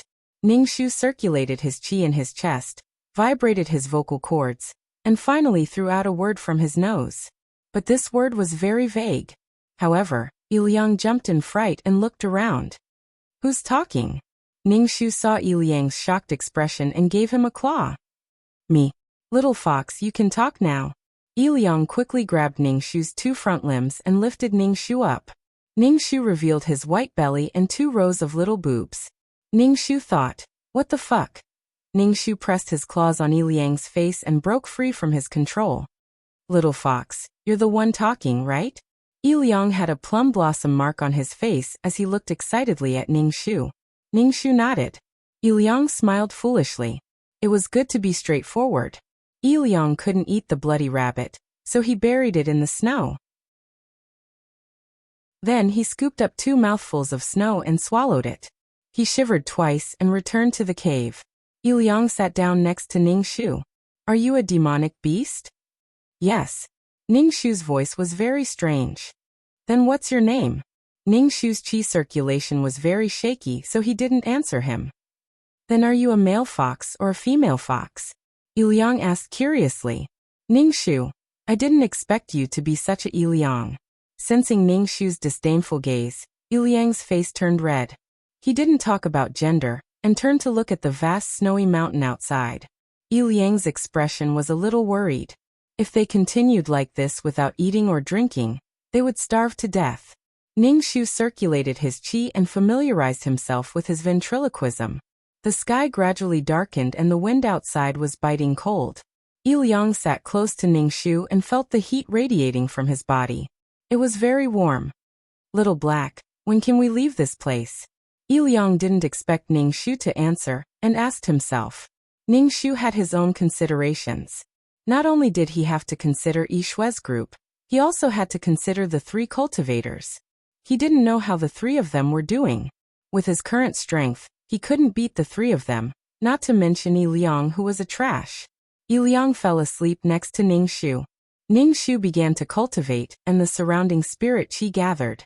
The next day, Yi Liang woke up with a yawn. Then he went outside the cave and ate some snow. Yi Liang. Ningxu called out to Yi Liang. Because it was ventriloquism, Ningxu's voice was abnormally low. It was hard to tell if it was a man or a woman. Yi Liang threw away the snow in his hand and walked into the cave. He was gentle and intimate. You called me? I have a set of secret manuals. It's passed down. I'll pass it to you. Ningxu stuttered, mainly because he couldn't catch his breath. Ningxu had a cultivation manual, but he didn't know if Yiliang had spirit roots. He wanted to go after waking up. Peerless martial arts were popular, and didn't care about one's roots. Really, but I don't have spirit roots. When I was young, Mother said I didn't have spirit roots. Yiliang seemed a little agitated. He really didn't have spirit roots. Sit cross-legged, Ningxu said. Ningxu slowly explained the cultivation method to Yiliang. After talking for a while, he had to rest. Otherwise, he wouldn't be able to catch his breath. Ventriloquism was really too difficult. Under Ningxu's guidance, Yiliang sat cross-legged and began to cultivate. It was probably because he had cleansed his muscles and marrow. There was no obstruction in his meridians, and he absorbed the spirit qi very quickly. Not long after, Yiliang felt the spirit qi enter his body. So magical. Yiliang opened his eyes and clenched his fists. Thank you, little black. Ningxu grunted. I only have this secret manual in my head. It should be passed down to me by my ancestors. Ningxu didn't want Yiliang to think that he was an inexhaustible treasure. He only wanted to pass down the peerless martial arts to Yiliang. This was enough for him to protect himself. Ningxu had been cultivating the peerless martial arts until now. Little black, thank you. I can go find my parents and sister now. Yiliang's eyes were a little red. I can get my house back. I want to find that demonic cultivator. Yiliang rambled on. In the past, he didn't have enough strength. There were some things he didn't dare to think about. Now that there was a strong hope, some things were close at hand. The child who was at a loss suddenly found a goal. He began to become calm and determined. Yiliang rubbed his eyes and began to cultivate. Ningxu said, keep your mind calm. Yiliang slowed down his breathing and gradually entered the best state. Yiliang felt the pleasure of cultivating. He didn't eat or drink and began to cultivate. His body was surrounded by spirit qi. Ningxu was relieved and began to cultivate. Take it slow, and one day she would become stronger. As he cultivated, Ningxu's ears moved. After cultivating the peerless martial arts, her ears and eyes were very sharp. She felt that someone was coming. She could vaguely hear the sound of a dog barking. Ningxu pushed Yiliang, interrupting his cultivation. Yiliang opened his eyes. Little black, what's wrong? Someone is coming. Is it Yishui and the rest? Yiliang stood up and moved his body. His bones made pa-pa-pa, sounds like beans being fried. Senior brother, there are spirit qi fluctuations here. A voice sounded from the cave entrance. Chapter 1178. Senior brother, there's a spiritual energy fluctuation. There must be some treasure. I didn't expect this small place to hide so many good things. Ningxu heard someone talking at the entrance of the cave, and his heart was in a mess. This was called misfortune never comes singly. Yishui chased over, and there were cultivators over here. Ningxu couldn't help but look at Yiliang. This guy wouldn't have the fate of being a jinx, right? How unlucky he was. Run. Ningxu said to Yiliang in a low voice. Run straight out of the cave. Ningxu and Yiliang ran out of the cave in a flash. There were two cultivators flying on their swords above the cave, and they saw a person and a fox running out of the cave.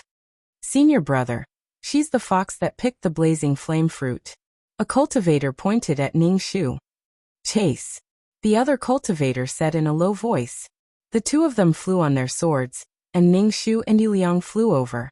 Yiliang had just started cultivating a peerless martial art, and although he was as light as a swallow and could run fast, he still couldn't compare to the cultivators flying on their swords. Soon Yiliang and Ningxu were blocked by the two cultivators. Hand over the blazing flame fruit. One of the cultivators said sternly, and his voice exploded in Ningxu and Yiliang's ears. It made their hearts tremble, and they felt extremely uncomfortable. Yiliang was just a child, and being surrounded by two immortals, he was a little scared, but then he thought of the fruit that Little Black gave him yesterday, and tightly pursed his lips, not saying a word. Ningxu's body was lying on the ground, and he stared at the two cultivators with his hair standing on end. There were 3 cultivators, but now there were only 2, and he was afraid that one of them had met with a mishap. Maybe it was these 2 who did it. Cultivators seized the good fortune of heaven and earth to nourish their bodies, such as natural treasures. For these resources, they were willing to kill others and rob them of their belongings. But he didn't expect that they could even do it to their fellow disciples. Ningxu had some doubts in his heart. Wouldn't it give birth to inner demons? Very few people walked to the end of the path of cultivation. Countless people were eliminated by their roots, and a portion of people were eliminated by their cultivation state. Everything had a cause and effect. Child, hand over the item. The cultivator looked at Yi Liang with an oppressive gaze. Yi Liang's body trembled as he clenched his fists tightly. I don't know what you're talking about. I didn't take anything from you. Yi Liang, this child, liked to put on a strong front. He was obviously scared, but he still put on a strong front. It was pitiful and funny to see him like this. Ungrateful bastard. One of the cultivators with a fiery temper wanted to attack. Hey, junior martial brother. Another cultivator stopped him and took out an ingot of shiny gold. Kid, give us the fruits that the fox took away earlier, and this gold ingot is yours. Although the long-browed cultivator was trying to coax Yi Liang, there was a very arrogant look on his face. Yi Liang had never seen such a large ingot of gold, and was momentarily dazed. Yi Liang was from the secular world, and felt that gold and silver were very precious things. However, to cultivators, gold and silver were not worth much, and could only be used to refine tools occasionally. The hard currency between cultivators was spirit stones. Yi Liang looked away from the gold and said sincerely, Immortal, I really don't see any fruit. I clearly saw that the fox took it away. The short-browed cultivator with a thin face immediately said. Ningxu's ears twitched. The people over there were also coming this way. Soon, there were dog barks mixed with human voices coming this way. Haha, the dogs are very excited, they're nearby. The fox's foxy smell can be smelled from far away. The voices were getting closer and closer, and more than 10 people appeared. Immortal. The people who came to track Yi Liang saw the cultivators flying on their swords, and immediately called out respectfully. A few of them were pulling a few black dogs. The black dogs seemed to know the power of the cultivators, and hid behind them while whimpering. The 2 cultivators had a proud look on their faces. What are you doing? Replying to Immortal, we're here to capture this child. This child is a traitor to the clan, and we're going to capture him. Wait a minute, this person has something we want. The thin-faced cultivator said with a straight face. Immortal's matter is more important. Ningxu let out a long sigh. With the 2 families gathered together, the chances of escaping were not very high. If I say run, run, don't look back. Ningxu said to Yi Liang in a low voice. Yi Liang's tears almost came out. Ningxu let out a ferocious roar and told Yi Liang to run. Then, with a leap, he attacked the 2 cultivators. Insignificant demonic beast. The long-faced cultivator sneered with incomparable contempt. Yi Liang turned around and ran quickly. Under the nourishment of the qi, his body was as light as a swallow and he ran very fast. Originally, the 2 cultivators had the mentality of playing cat and mouse, but seeing this child run so fast, they immediately wanted to give chase. Ningxu waved his claw and a dragon-shaped qi roared and rushed forward. The cultivator used his sword to slash at it, and the qi was scattered. Ningxu's claw heavily slapped down on the sword. The thin-faced cultivator grunted. Go catch him. The long-eyebrowed cultivator shouted to the stunned people next to him. He was currently dealing with a few transparent dragon-shaped qi. Ah yes. It was only now that the onlookers reacted, pulling the black dogs to chase after Yi Liang. Ningxu roared full of malice and killing intent, baring his fangs at the black dogs and making a ferocious face. The black dogs were so scared that they whimpered and ran away with their tails between their legs. Even the people couldn't hold them back. Instead, the people were dragged away by them, falling on the snowy ground and being dragged away. It was a complete mess. Trash. The 2 cultivators couldn't help but curse as they saw how chaotic the situation was. Mortals will always be mortals. Ningxu also didn't know how far Yi Liang ran. Dealing with 2 cultivators was very taxing for Ningxu. Bastard. The thin-faced cultivator had a bad temper, instantly became angry. A fire dragon rushed towards Ningxu. This thin-faced cultivator cultivates a fire-type scripture. No wonder he has such a bad temper. Even though Ningxu dodged the fire dragon, there were still some sparks that hit him. His fur was burnt black, giving off a burnt smell. Don't worry about that bastard. Chase after that kid. The long-eyebrowed cultivator scattered the dragon-shaped qi, returning it to Ningxu's dantian. Ningxu was a bit tired, but he was determined not to let these two catch up to Yiliang. That damn mother of mine. Ningxu crazily circulated his ultimate martial art, compressing the spirit energy he absorbed into his body into liquid form. A water dragon slowly rose from behind Ningxu. The water dragon let out a soundless roar, and its huge body swept toward the two of them. The two of them blocked the water dragon together, cutting it in half with their swords. But right after that, the body that was cut in half returned to normal. Ningxu's veins all over his body were in pain. Suddenly compressing spirit energy caused his veins to become twisted and twisted. Ningxu didn't want to fight to the death with these two cultivators, so while they were busy fighting the water dragon, he quickly chased after Yiliang. Because its master was far away, the water dragon's presence slowly weakened, finally turning into spirit energy. Chapter 1179. After Ningxu got rid of the two cultivators, she immediately chased after Yiliang. As he ran, he smelled the faint scent in the air, which was left behind by Yiliang. After the two cultivators dealt with the spiritual energy water dragon, the thin-faced cultivator could not help but curse. Damn it, we let that beast escape. What's the hurry? I put a soul-chasing seal on that kid, he can't run away. The long-eyebrowed cultivator said lightly, not worried at all. Senior brother is so thoughtful. The two of them flew on their swords and chased. Ningxu ran a long way before he caught up with Yiliang. When Yiliang saw Ningxu, he hugged Ningxu and tightly strangled Ningxu's neck as he wailed. Little Black, I thought you were never coming back. You scared me to death. Yiliang left Ningxu alone, feeling worried and guilty. Now that he saw Ningxu, he could not help but cry. Yiliang's current mood was the same as Bai Sanyang's. He might not be as good as Shi Yufu. Ningxu was now extremely tired, his whole body was aching. He said to Yiliang, let's go, I'm afraid they will chase after us. Okay. Yiliang wiped his tears. Seeing Ningxu's limbs trembling, he hugged Ningxu. I'll carry you. Ningxu did not say anything, his veins were all twisted. Every step he took felt like he was walking on a steel knife, so it was best if Yiliang carried him. Yiliang carried Ningxu on his shoulder and ran quickly. Up until now, she had not run far, but Ningxu's sense of urgency and crisis were getting stronger and stronger. After transmigrating so many times, he still had a sense of danger. Stop, Ningxu said.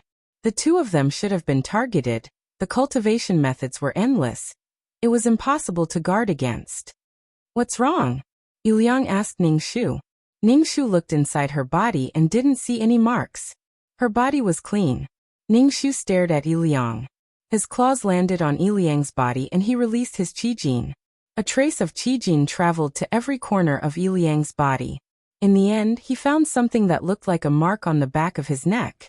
His qi transformed into the shape of a dragon and swallowed the mark, isolating it. I can't sense the imprint. The long-browed cultivator, who had not gone too far after Ningxu, stopped and frowned. If one's cultivation base is not as high as mine, they will not be able to remove my imprint. The long-browed cultivator's face turned grim. Who's the one who ruined our plans? The thin-faced cultivator said irritably. So should we chase after them or not? If that person's cultivation base is too high, we might end up offending that person if we follow him. If that person is someone with a strange disposition, we might end up in trouble. The thin-faced cultivator was somewhat concerned. No matter what, I can't give up on these two blazing fruits. Regardless of whether he consumed them himself or sold them for spirit stones, they were still worth a lot of money. The two cultivators still chased after them. On the other side, Ningxu frowned. His qi could only wrap around the imprint, but it could not completely destroy it. He could only use his spirit qi to slowly dissolve it, but he did not know when he would be able to do so. It was as if he was carrying a ticking time bomb. What's wrong? Liang touched the back of his neck. Ningxu asked. Someone planted a tracking device on us. It should be those 2 cultivators who did it, Ningxu said honestly. Liang's eyes widened, and he quickly touched his neck. Is that true? There is no danger for the time being. Let's go, Ningxu said. Liang grunted and hurriedly carried Ningxu on his shoulder and ran. Ningxu. I don't like being carried on someone's shoulder. It makes me want to throw up. Liang carried Ningxu and ran blindly. When he could no longer run and stopped, he did not know where he was. Ningxu jumped down from Liang's shoulder and looked at the surrounding situation. In fact, their situation was the same no matter where they were. They were wandering everywhere. This was no longer the place Ningxu was familiar with. Ningxu sniffed the air, trying to analyze what kind of animals there might be in the surroundings. But now that it was snowing, many of the scents were covered. Liang was so tired that he lay on the ground and panted. He grabbed some snow and stuffed it into his mouth. Ningxu's whole body hurt. He had to cultivate now and use his spirit qi to repair his twisted meridians. We have to find a place now. I'm injured, Ningxu said. Little Black, where are you injured? Is it serious? Liang asked Ningxu nervously when he heard that he was injured. Let's slowly find a place to spend the night. In this kind of weather, if they were still outside at night, they would not be able to endure the night. Okay. Liang carried Ningxu and wandered in the forest. Finally, they found a cave. However, the cave was smelly. There was a bear hibernating inside. Liang saw the bear and turned to run. Liang did not think that he could defeat a bear. After cultivating for a night, Liang did not think that he had become stronger. Liang carried Ningxu and found a new place. They found a small cave. Ningxu and Liang squeezed inside and could not stretch out. Ningxu lay on the ground and began to slowly absorb spirit qi and cultivate. Ningxu's meridians throbbed in pain. The qi in his body began to slowly repair his twisted meridians. Liang saw that Ningxu was cultivating and also began to cultivate. The spirit qi in the surroundings gathered towards the 2 of them. Liang had eaten flames before, so his meridians did not have any impurities. His absorption of spirit qi was smooth and his cultivation speed was very fast. Ningxu used all his qi to repair his meridians. Although it was still twisted and stinging, it was much better. The next morning, Liang stopped cultivating. He touched his growling stomach. He felt that he had not eaten for a long time. Little Black, we have to find a place with people to eat. We will starve to death. Liang carried Ningxu and climbed out of the cave. Ningxu licked a few mouthfuls of snow. Liang also grabbed some snow and stuffed it into his mouth. Then he carried Ningxu on his shoulder and hurried on. As he cultivated, Liang's movements became lighter and lighter. Carrying Ningxu, he ran very fast. The trees and scenery were constantly receding. Ningxu checked the back of Liang's neck. The mark was still there. It was wrapped in qi and he did not know when it would dissipate. Liang was very afraid of being discovered by the 2 cultivators. He did not care about anything else and kept running. Heaven did not disappoint those who worked hard.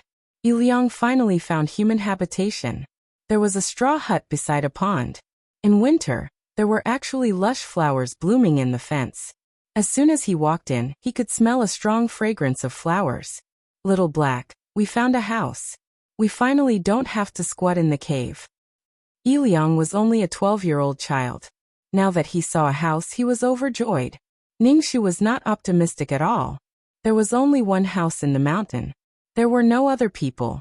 Ningxu suspected that it was an illusion. Chapter 1180. At first glance, one could tell that this house was not normal. It was surrounded by snow, but the courtyard in front of the door was filled with flowers. We are not going, Ningxu and Liang said. This place is not normal at all. Liang stopped in his tracks. A house that appeared in a world of ice and snow was very attractive to Liang. But when Liang heard Ningxu's words, he struggled in his heart. The most important thing was that he had not eaten for a long time. His stomach was empty. Guests outside, come in. A clear voice sounded. It sounded like a woman's voice. Little Black, you see, the master has invited us. Should we go in? Yi Liang and Ning Shu asked. Before Ning Shu could say anything, the voice from inside rang out again. Come in. Yi Liang carried Ning Shu into the house. Ning Shu's body tensed up. He was extremely vigilant. He had reason to suspect that the master of this house was a monster. Yi Liang opened the door and saw a woman sitting in front of a table. She was dressed in a white brocade robe. Her slender fingers were holding an elegant teacup. White smoke was rising from the teacup. This woman looked like a hibiscus. She had bright eyes and white teeth. Her skin was tender and delicate. She was beautiful. From the outside, it looked like a thatched house. But inside, it was a woman's elegant room. As soon as he opened the door, he smelled an elegant fragrance. There was even an incense in the house. When Yi Liang saw such a beautiful woman, he became cautious and quickly took 2 steps back. The woman put down the teacup and looked at Yi Liang. Young man, come in. The woman glanced at Ning Shu, who was on Yi Liang's shoulder. Her lips curled up slightly, making her look even more beautiful. Thank you. Yi Liang walked into the house. He immediately felt a warmth. He smelled the fragrance in the air. He became more cautious. Sorry to disturb you. The woman stood up and said kindly, It's okay. I am usually alone. It's not easy to have a guest. I am Hongji. I am Yi Liang. This is Little Black. Yi Liang said. When he spoke, his stomach growled. Yi Liang's face turned red. Sit down. I will prepare something for you to eat. Hongji was very understanding. Thank you. Yi Liang smiled when he heard that there was food. Ning Shu stared at Hongji's back. In any case, he felt that Hongji was not a human. She could also be a Yao beast in human form. It was even possible that this was an illusion. If a demonic beast could transform, it meant that this demonic beast was quite powerful. Hongji probably saw that Yi Liang and Ning Shu were very hungry, so she prepared several dishes. Ning Shu sniffed the food to see if it was poisoned.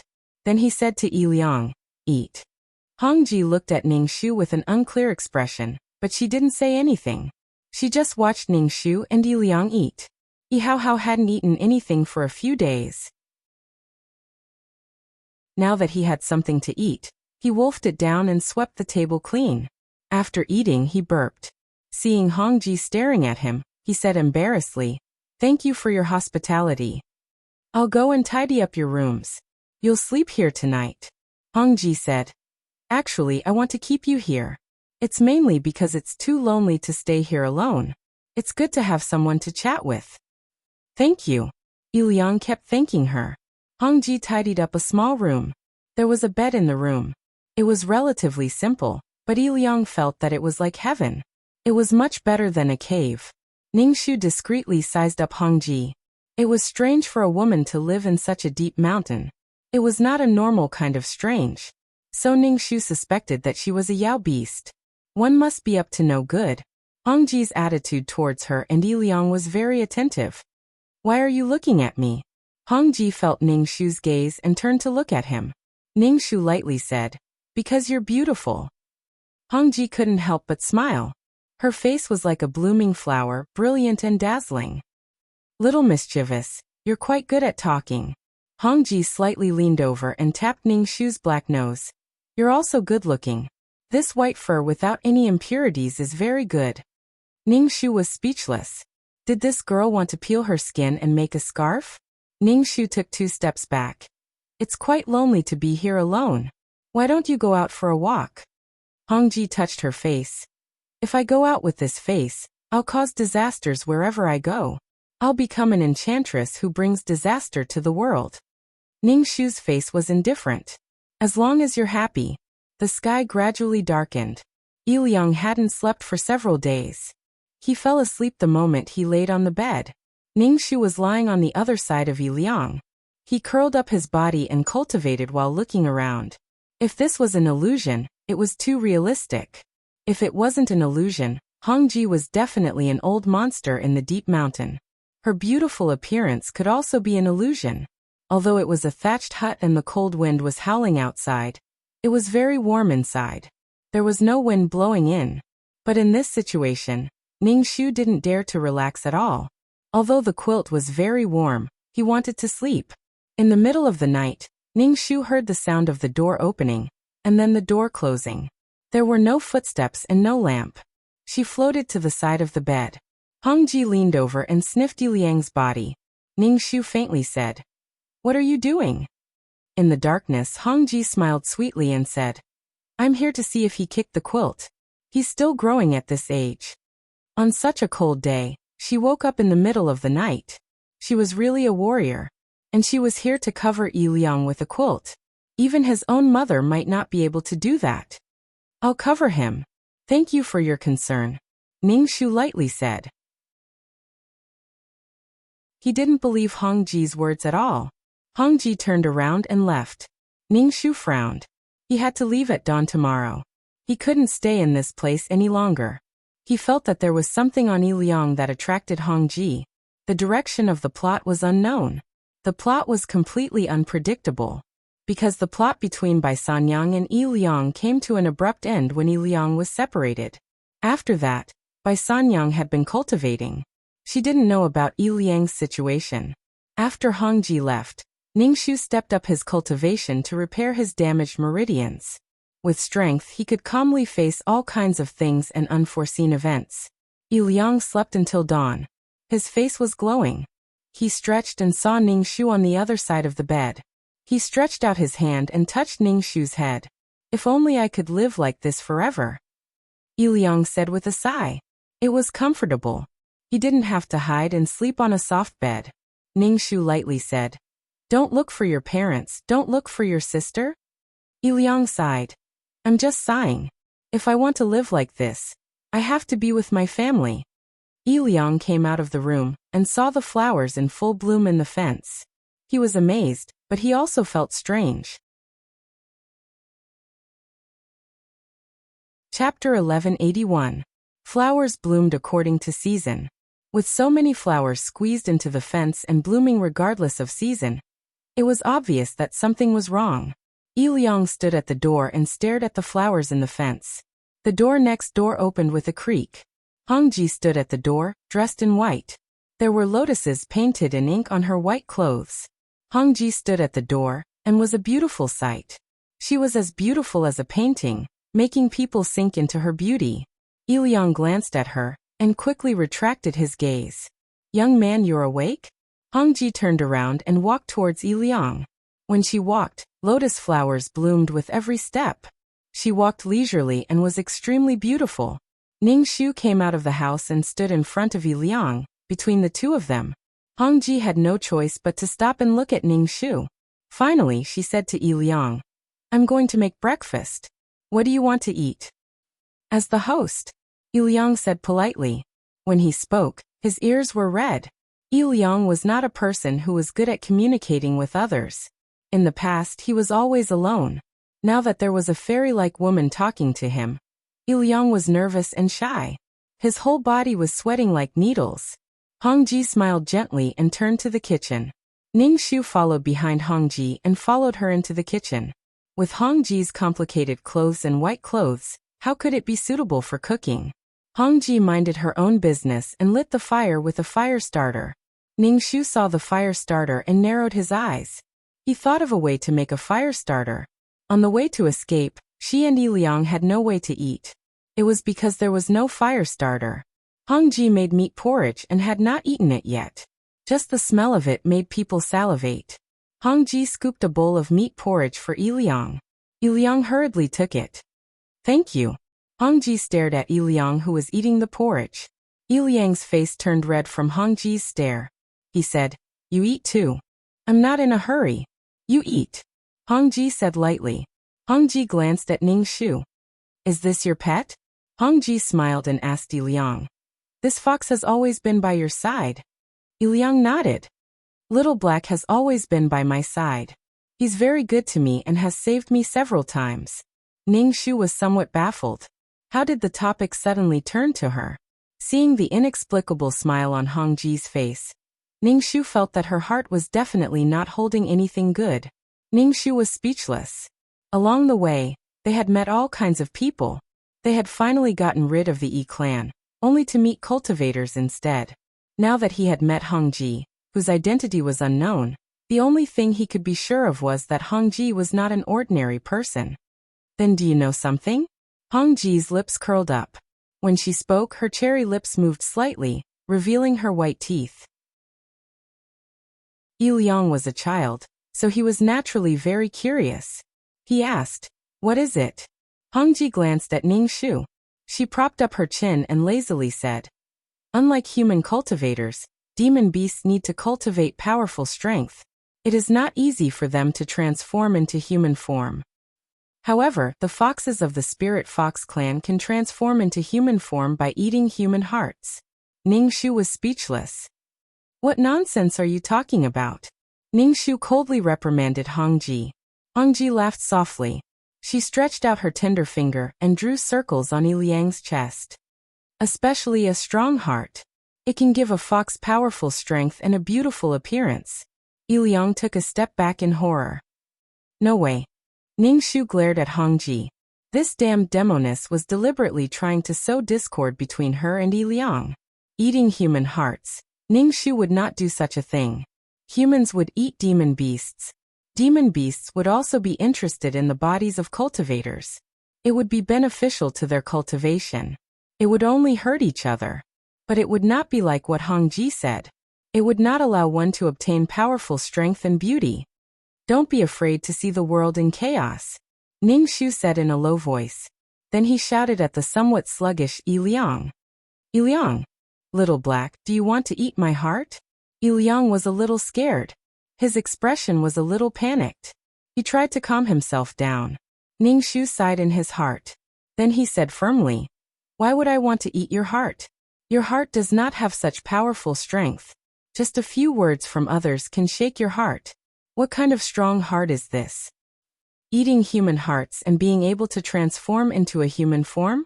That's just nonsense. Power is accumulated bit by bit. What kind of power can a lump of meat have?" Ning Shu's voice was getting lower and lower. "Then if a human eats the meat of a powerful demon beast, would they become an expert?" Ning Shu was speechless. Yi Liang's face loosened. "That's right. Little black, I'm sorry. I actually doubted you." Hong Ji covered her mouth and laughed. Ning Shu looked at her with disdain. "Laugh your sister." Looking at Hong Ji's dead face, Ning Shu really wanted to fuck her to death. Her hair would be disheveled and she would not recognize anyone. Hong Ji's charming eyes were like silk. "Young man, I already said that this is the secret technique of the Spirit Fox clan. Only the Spirit Fox clan has this kind of secret technique. A lump of meat does not have any power. What the Spirit Fox absorbs is the essence and blood of a human." Ning Shu was speechless. He looked at Hong Ji coldly. "Are you done yet? Don't tell me that you are following this young man because of his ethereal body. This body is not bad. It has no impurities and is filled with spirit energy." Hong Ji said with an intoxicated look. Yi Liang was speechless. "You want to eat me?" Yi Liang pointed at Hong Ji in horror. Hong Ji shook her head. "It's not that I want to eat you. It's that little fox that has been following you. I don't eat human flesh. This little fox is following you because it wants to get your heart and transform into a human." Hong Ji supported her chin and said lazily. Ning Shu directly laid on the ground and silently looked at Hong Ji. He had an expression that said, "I'll watch you continue to brag." "Little black." Yi Liang and Ning Shu shouted. Ning Shu made a no sound. "Let's hear what else she has to say." "Don't tell me that you don't believe me?" Hong Ji pouted. "To tell you the truth, I am also a fox. I am a red fox. I ate a scholar's heart. This scholar was overflowing with talent. He spoke eloquently and wrote beautiful articles. I only transformed into a human because I ate his heart." Hong Ji's fiery red tail was revealed. Hong Ji touched her face. "That's why I have such a beautiful face." Although this world was a world of cultivation, the number of people who could cultivate was just a drop in the ocean. Studying was still a way to bring glory to one's ancestors. When Yi Liang heard that Hong Ji had eaten a scholar and saw Hong Ji's tail wagging, he immediately fell down from the stool. You are a fox spirit," Yi Liang stammered. Hong Ji tilted her head and looked at Yi Liang. "It's normal for me to be a fox spirit." Chapter 1182. Ningxu narrowed his eyes when he saw Hongji's tail. Did she meet her own kind? As for eating hearts, Ningxu thought it was just a story made up by people who were afraid of foxes. Ningxu absolutely did not believe that eating a heart could make one transform into a human and have power. Even if it was possible, it definitely could not reach the end. This kind of shortcut, if one was not careful during the tribulation, they would be doomed eternally. Bai Sanyang's soul was almost scattered because of her inner demon. But to go up, one must pass the tribulation. The tribulation was a test. If one passed it, they would become stronger and have a bright future. If they did not pass it, their soul would scatter, and they would not even have the chance to reincarnate. If Hongji really relied on eating hearts, the tribulation would be more severe. Without karma, one would be sinned, and the tribulation would be much stronger than ordinary ones. The heavenly Tao was more tolerant and doted on humans than other creatures. It was the first time Yi Liang saw a monster in human form, and it turned into a human form after eating a scholar's heart. He was frightened. You are a fox spirit. What do you want to do to us? Yi Liang said calmly. If one did not look at his trembling calves. Hongji tilted her head. What's wrong with me being a fox spirit? Don't you have a fox spirit with you? Xiaohei is different. Xiaohei never said that she wanted to eat his heart. Hongji smiled sweetly. Young man, you are so naive and innocent. She doesn't eat your heart now because it is not the right time. Ningxu damn crazy. Ningxu said expressionlessly. I don't know what benefits you can get by scaring him like this. Of course there are benefits. This person has an ethereal body. Everyone has a share. Let's divide him up. Hongji said with a smile. Ningxu rolled his eyes. Ethereal body? He just ate the flame fruit, so there were fewer impurities in his body. In addition, he cultivated peerless martial arts, so his body could absorb spiritual energy. Therefore, Hongji saw Yi Liang as a vessel that could absorb spiritual qi. Ningxu felt that Hongji was full of mysteries. Even if she wanted to eat Yi Liang, she did not have to say it out loud. What was the point of saying it out loud? He could have just swallowed Yi Liang whole. Why did he have to say so much? Ningxu had some guesses in his heart. Could it be that Hongji was not strong? Ningxu suddenly got up and rushed towards the lazy Hongji. Hongji was not slow, and with a plop, she was pressed down by Ningxu. What are you doing? Hongji wanted to throw away Ningxu, who was on top of her. Ningxu clawed at Hongji, then jumped up and smashed into Hongji's body. Puff! Hongji, who was hit in the stomach, almost vomited. Yi Liang watched from the side as Ningxu continuously jumped up and pressed down on Hongji's body, not knowing what to say. Why you bully me, you bully me. Hongji burst into tears. Ningxu was speechless. Hongji fluttered and turned into a red fox. Ningxu bared his teeth, his eyes brimming with tears as he angrily rebuked Ningxu. You're a bad guy. Ningxu was speechless. Ningxu saw that this little fox was even younger than him. From its voice, it seemed like it was still in its infancy stage. However, it was actually able to transform into a human. That little black, she's the same kind as you. Yi Liang saw the little red fox and immediately felt that he was not afraid anymore. Ningxu was speechless. Didn't Hongji say that she was a fox? Did she lack a brain? You bad guys, I'm going to tell Grandma that you bullied me. Hongji pointed at Ningxu and complained. Why didn't you say that you were playing a prank on her? Ningxu said angrily. She thought that this fox was very strong, but she was fooled. The surrounding illusion began to peel off inch by inch. The flowers in the fence disappeared, and the thatched cottage disappeared. Now they were standing on the snowy ground. 2 foxes and 1 person. So mysterious. Yi Liang looked around. Could it be that the things we ate just now were also fake? Of course not. I was the one who hunted it. You guys ate all my food. The little fox said in an aggrieved voice. Yi Liang felt a little apologetic. I'm sorry. The little fox gave a snort. Ningxu asked the little fox, You're so small, how can you know illusion techniques? My grandma taught me, but I can only maintain it for 2 to 3 days. My grandma is the amazing one. She can create an illusion that lasts for several decades. The little fox said in a proud voice. Our Red Fox clan is good at illusion techniques. What about you? The little fox asked Ningshu. What is the innate skill of your white fox?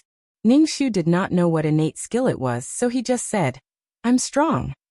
The little fox sized up Ningshu and clicked its tongue. So pitiful, you must be someone without a family. Ningshu saw that the little fox did not have any ill intentions. We're leaving, thank you for your hospitality. Can you give us a match? The little fox quickly asked. Where are you going? I don't know, we're going out of this forest. Iliang said. I'll go with you. The little fox said on a whim. I refuse. Ningshu quickly said. For a fox with an innate skill like the little fox, it would cause chaos outside. If it was caught, it could use its innate skill to create an illusion. It was a great weapon. Why? You guys ate my food, so you should take me with you. The little fox said matter-of-factly. The people outside are unfathomable. It's best if you don't go out. You'll only be enslaved by humans. Ningshu said. The little fox sighed like an old man. Grandma said the same thing. She said that people are bad. Ningshu was too lazy to say anything to the little fox, so he said to Iliang, let's go. Okay. Iliang followed behind Ningshu and turned back to look at the little fox. The little fox's fur was crimson red. It was exceptionally bright in the snow. Are we really not bringing her along? Iliang asked. Ningshu shook his head. Even people like me are caught by demonic beast traffickers. Someone like him will definitely be caught, and will be hunted down again. Iliang wiped his face. It's all because I'm useless. All strong people started out weak. No one is born strong. I believe that you can become a strong person. Ningshu comforted Iliang. Thank you, little black. Iliang said as he quickly ran through the snow. His body was as light as a swallow, leaving only shallow footprints. Ningshu and Iliang hurried on. Ningshu looked at the surrounding scenery. It was a vast expanse of white that he couldn't see the end. Ningshu stopped in her tracks. Don't you think that we're going in circles after we've passed through this place? It was hard to tell directions in the snow, so they couldn't walk out of the forest. It can't be that little fox's illusion, right? Iliang was the first to think of the fox that knew illusions. Ningshu also thought that it was that fox. Chapter 1183. Ningshu felt that it was the little fox's innate talent in illusions that was truly heaven-defying. It could trap people in illusions and make them unable to differentiate between reality and illusion. Little fox, come out! Ningshu shouted. The little fox ran over from afar and appeared in front of him in the blink of an eye. You called for me? Have you decided to bring me along? Remove the illusions. Ningshu stared at the little fox. The little fox said in surprise. What illusions? I don't know. Just keep pretending. Does your granny know that you want to go out? It was obvious that the little fox's granny would not allow the little fox to wander around the human world, especially when the little fox was so young. I don't know. That's why I asked you to bring me along, the little fox said. Ningshu stared at the little fox's mouth and asked curiously, how do you speak? She was using ventriloquism. This little fox was so small, how could it speak? That's what I said, the little fox said. Ningshu. He felt that the Red Fox clan was really blessed by nature. Your granny is doing this for your own good. You can't imagine the human world. That's not it.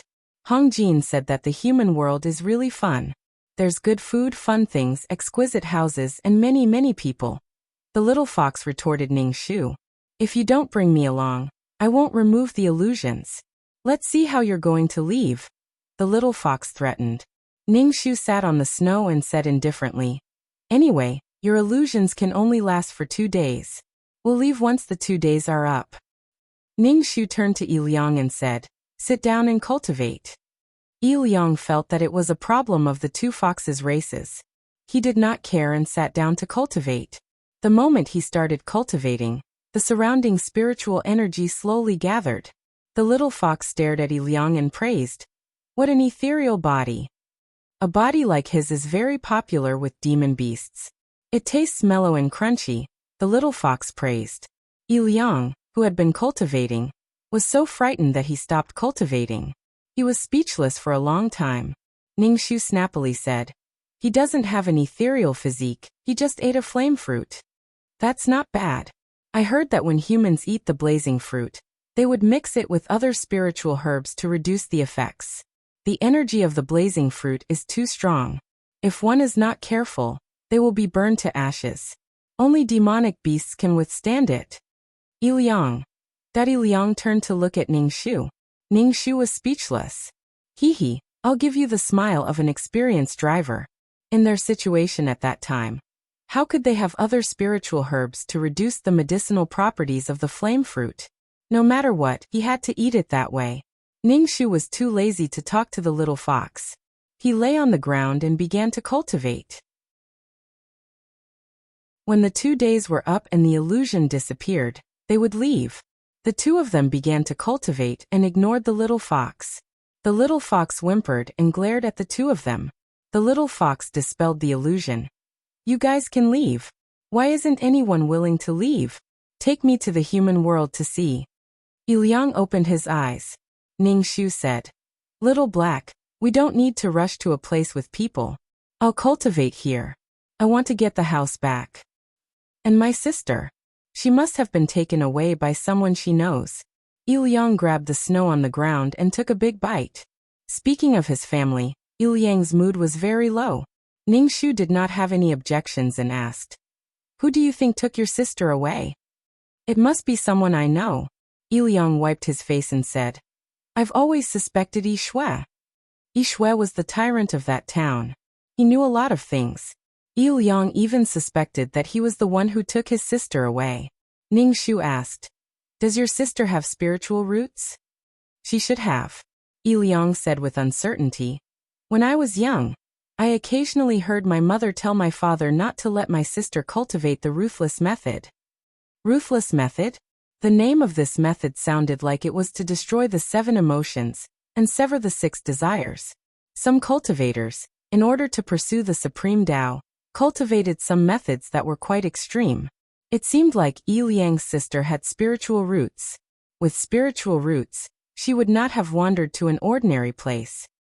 "You guys are not leaving? That's good. You guys can play with me," the little fox said happily. "You're so naughty. Are you a male or female fox?" Ningxu asked. "I'm male.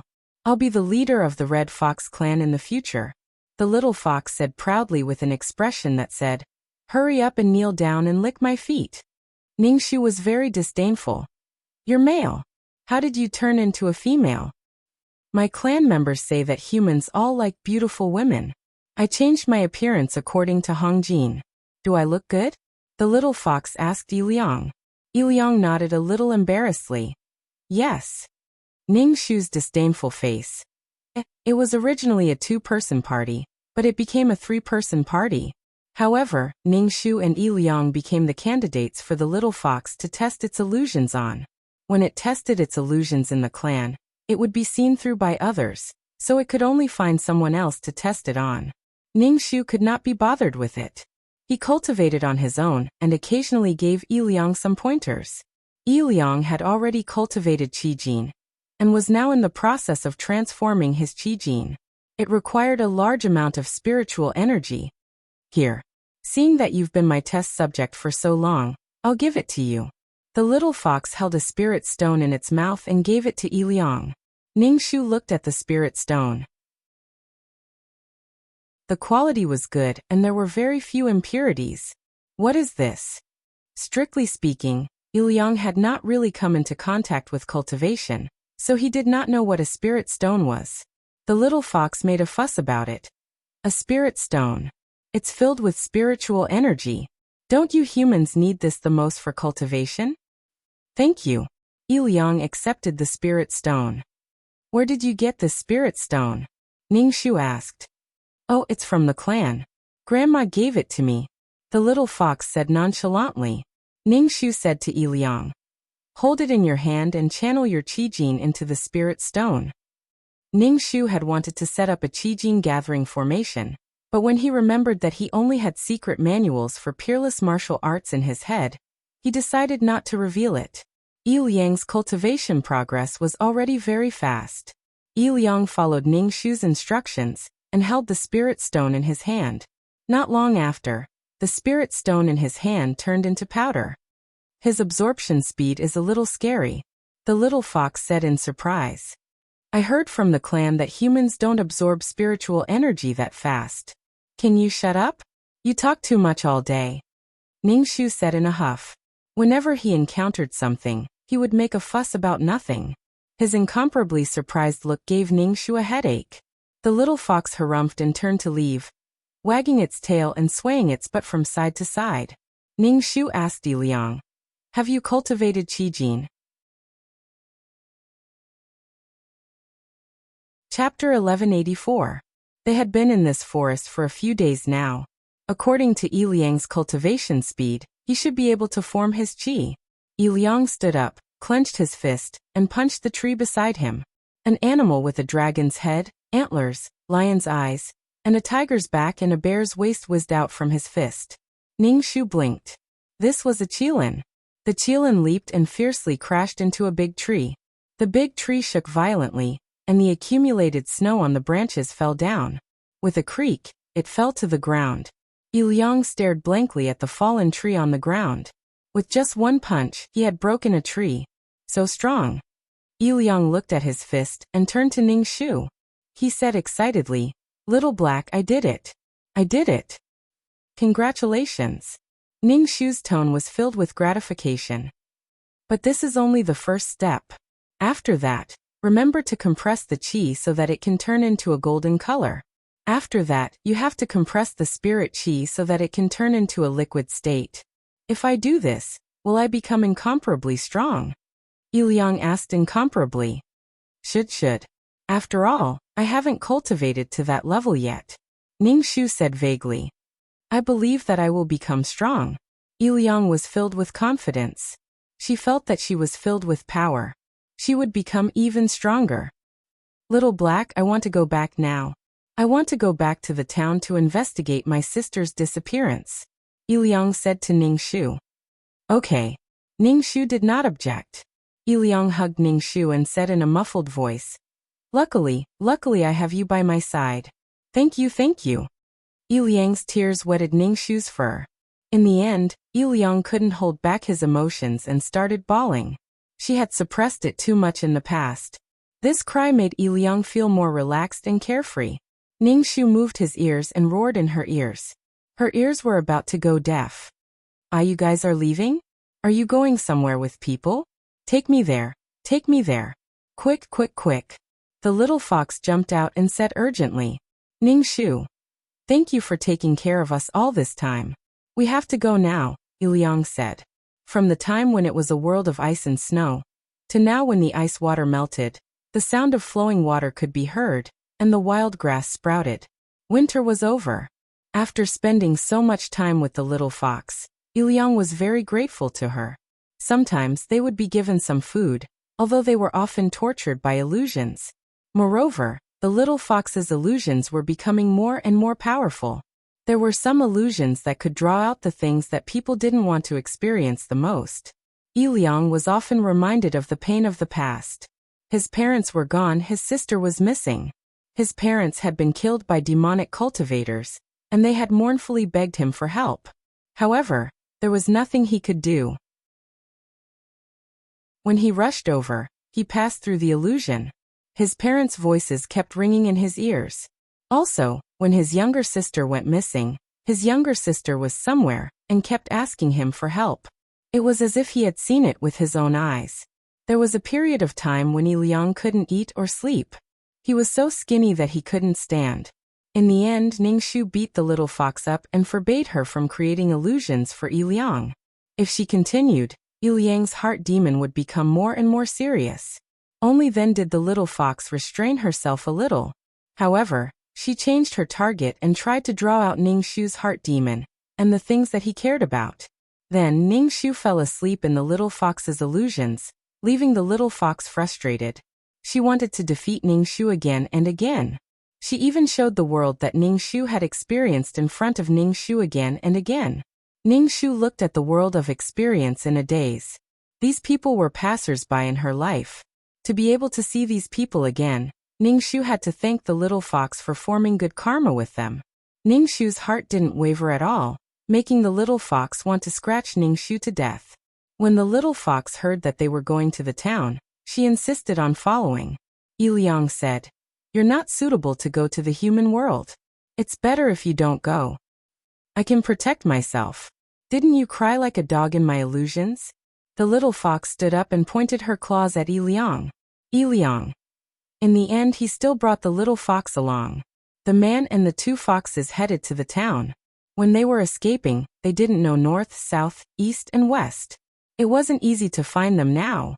Also, they didn't know if they would meet those two cultivators. It had been so long, they didn't know if they had left.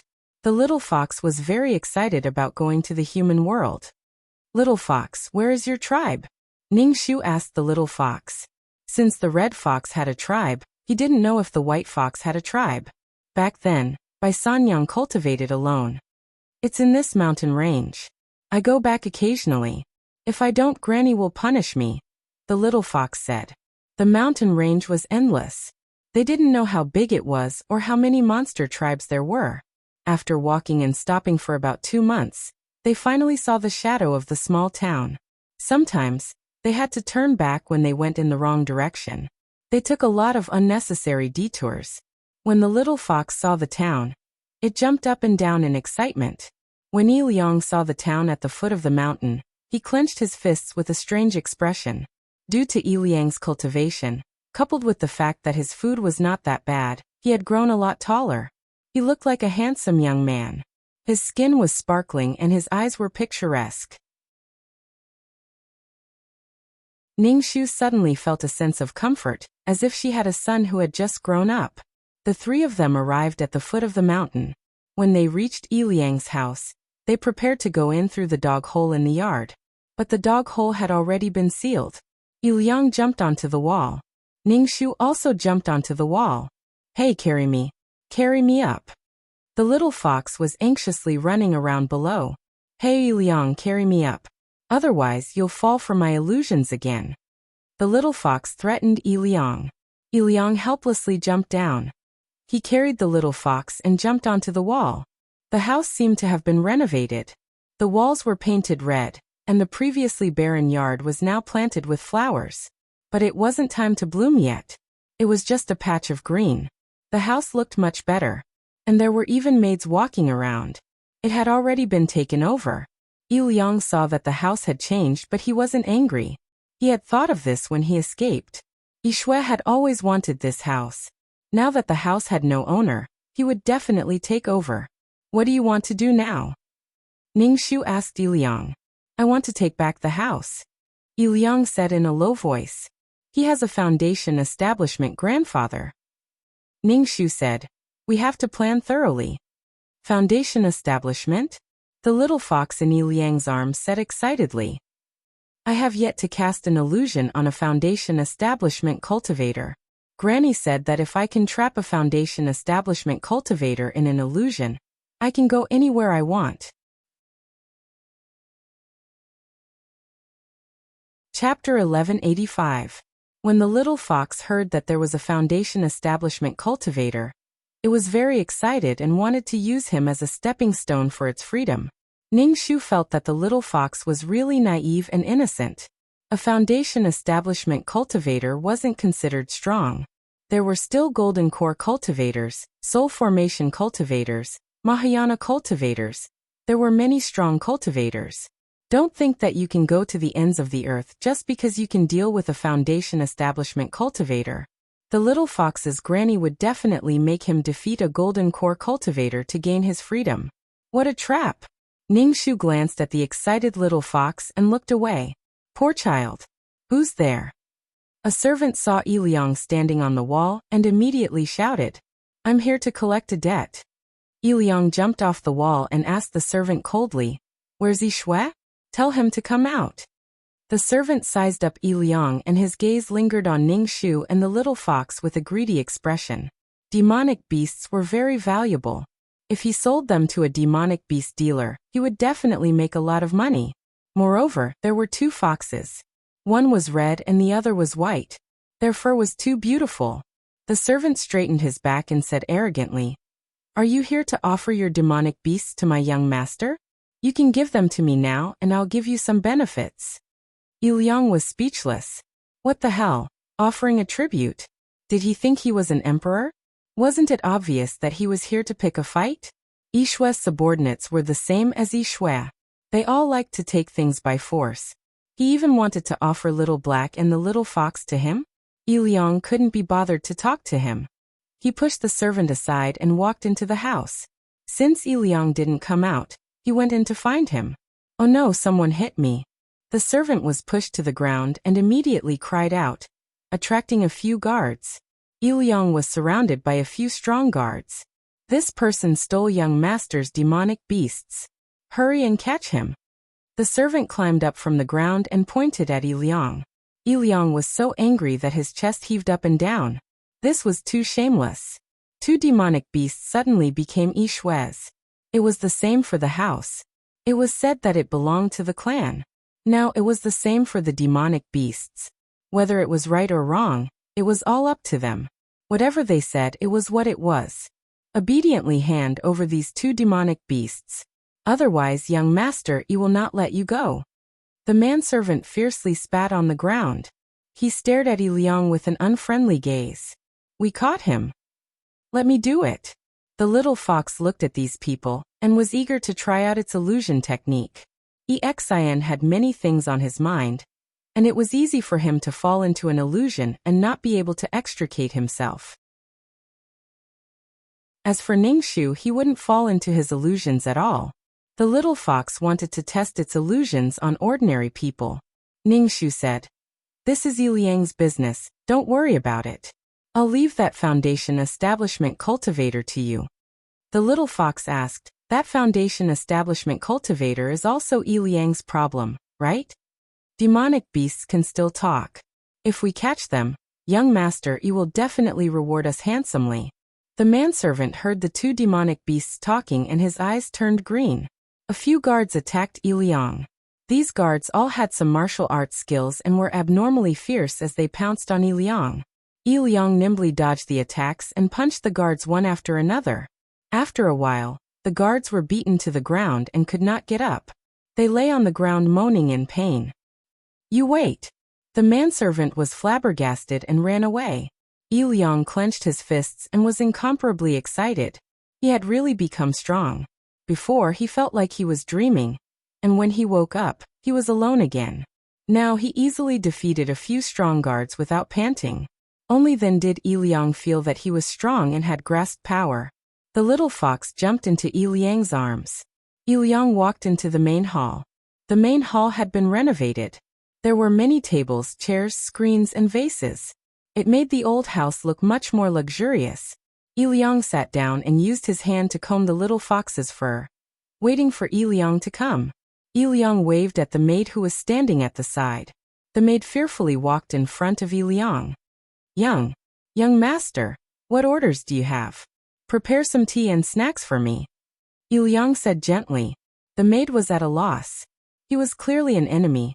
Should she really treat him with good tea and food? The maid looked at the guards lying in the courtyard. Even the guards were not his match. It was better to prepare them for him. In any case, she could slowly stall for time. "Yes. It's best if you hurry," Liang said again.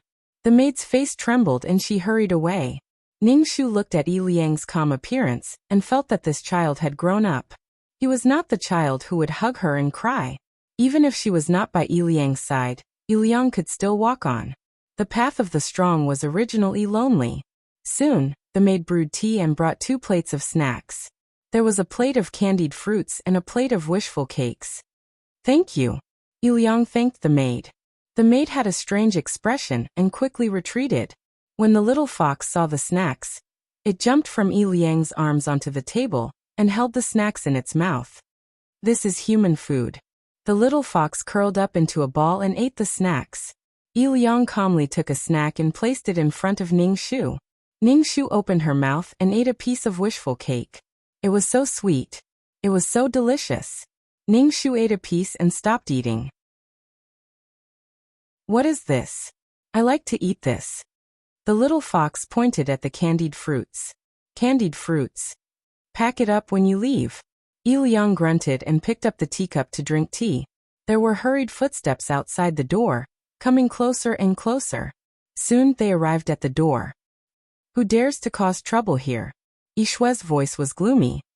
Young master, that person brought 2 demon beasts. The servant's voice sounded and the 2 of them arrived at the door in a flash. Yishue stepped into the hall and saw Liang leisurely drinking tea. He couldn't help but frown. Who are you? Don't you recognize me? Liang put down the teacup.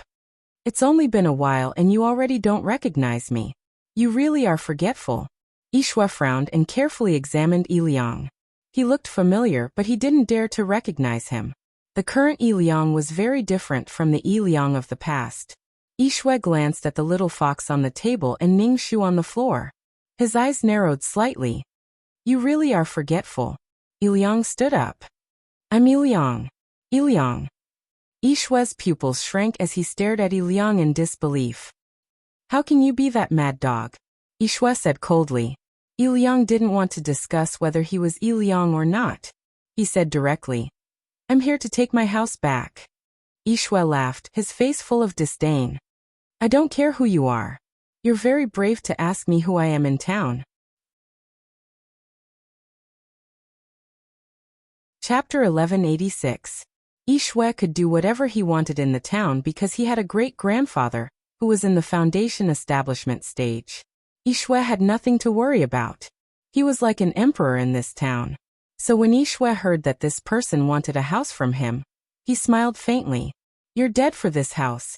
Before Yishue could finish, Liang's fist landed on Yishue's nose. Yishue felt a sharp pain in his nose. It was so sore that tears flowed out. There was even warm blood flowing out. His teeth were numb and several of them were missing. Yishue spat out a few teeth. His front teeth had been knocked out. Yishue touched his nose with a trembling hand. His hand was covered in blood.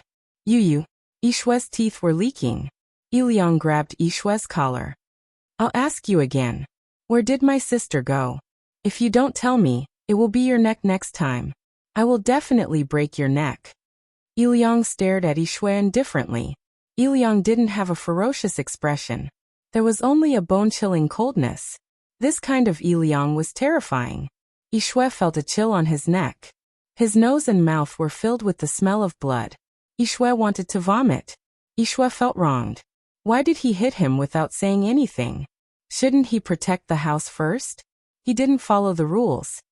What do you mean your sister? I don't know. Yishue retorted. But without his front teeth, he couldn't speak clearly. Liang's fist landed on Yishue's stomach. Yishue was in so much pain that his eyes popped out and his face turned red. Liang let go of Yishue. Yishue fell to the ground with a plop. His body curled up like a shrimp. He was foaming at the mouth. There was a sour stench in the air. The little fox immediately cried out. What are you doing? Can't you let me eat? Liang squatted down and looked down at Yishue.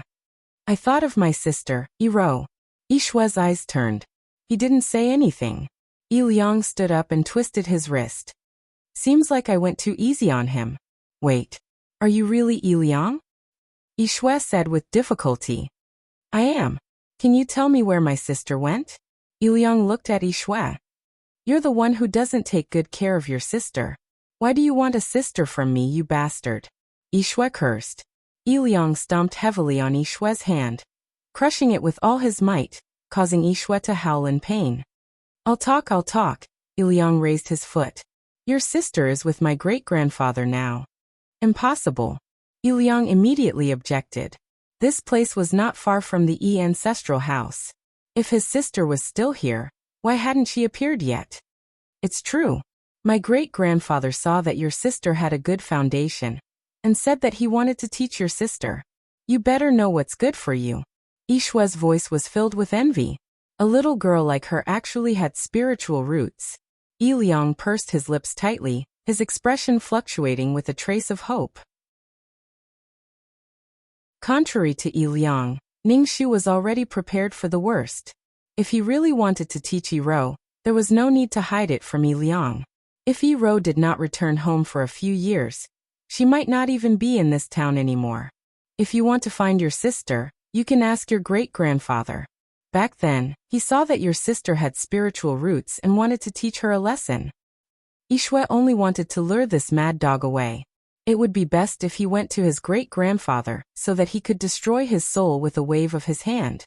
Yishue wanted to kill Yi Liang, but he did not know how this bastard had suddenly become so powerful. Did he have any treasures on him? Or maybe he would become powerful too. Although he was always arrogant, in front of his great-grandfather, he was really subservient. If he had great power. Yishue's nose was still bleeding, but his mind was already fantasizing about having great power and 2 demon beasts. All of this would be his. When the time came, tens of thousands of people would grovel at his feet, and he would become the most powerful person in the world. Power, money, beauty, and a harem full of beauties. When he was awake, he would control the world, and when he was drunk, he would lie on the knees of beauties. When Ning Shu saw Yishue's face covered in blood, she turned to look at the little fox with a dazed expression. The little fox must have cast an illusion on Yishue. Yishue's face twisted. As long as he killed the person in front of him, he would have everything. Yishue already hated Yi Liang in his heart. Under the bewitchment of the illusion, he suddenly jumped up and rushed towards Yi Liang as if he couldn't feel the injuries on his body. Yi Liang stretched out his fist and a qilin rushed out, piercing through Yishue's body. Yishue's body froze, his twisted face frozen. His pupils dilated and he spat out a mouthful of blood. He fell to the ground, dead. Yi Liang's face changed, the hands behind his back trembling uncontrollably. Let's go. Yi Liang's voice trembled imperceptibly as he turned to leave. Ning Shu followed Yi Liang. The little fox looked at the candied fruits on the table. Put them away first. As soon as Yi Liang left, a heart-wrenching cry came from the room. Young master. Yi Liang walked out the door and leaned against the wall to vomit. His back was hunched as he vomited until he was dizzy. Yi Liang vomited for a long time until his stomach was empty. He leaned against the wall with one hand and wiped the tears from his eyes with the other. Little Black, I killed someone, Yi Liang said weakly to Ning Shu.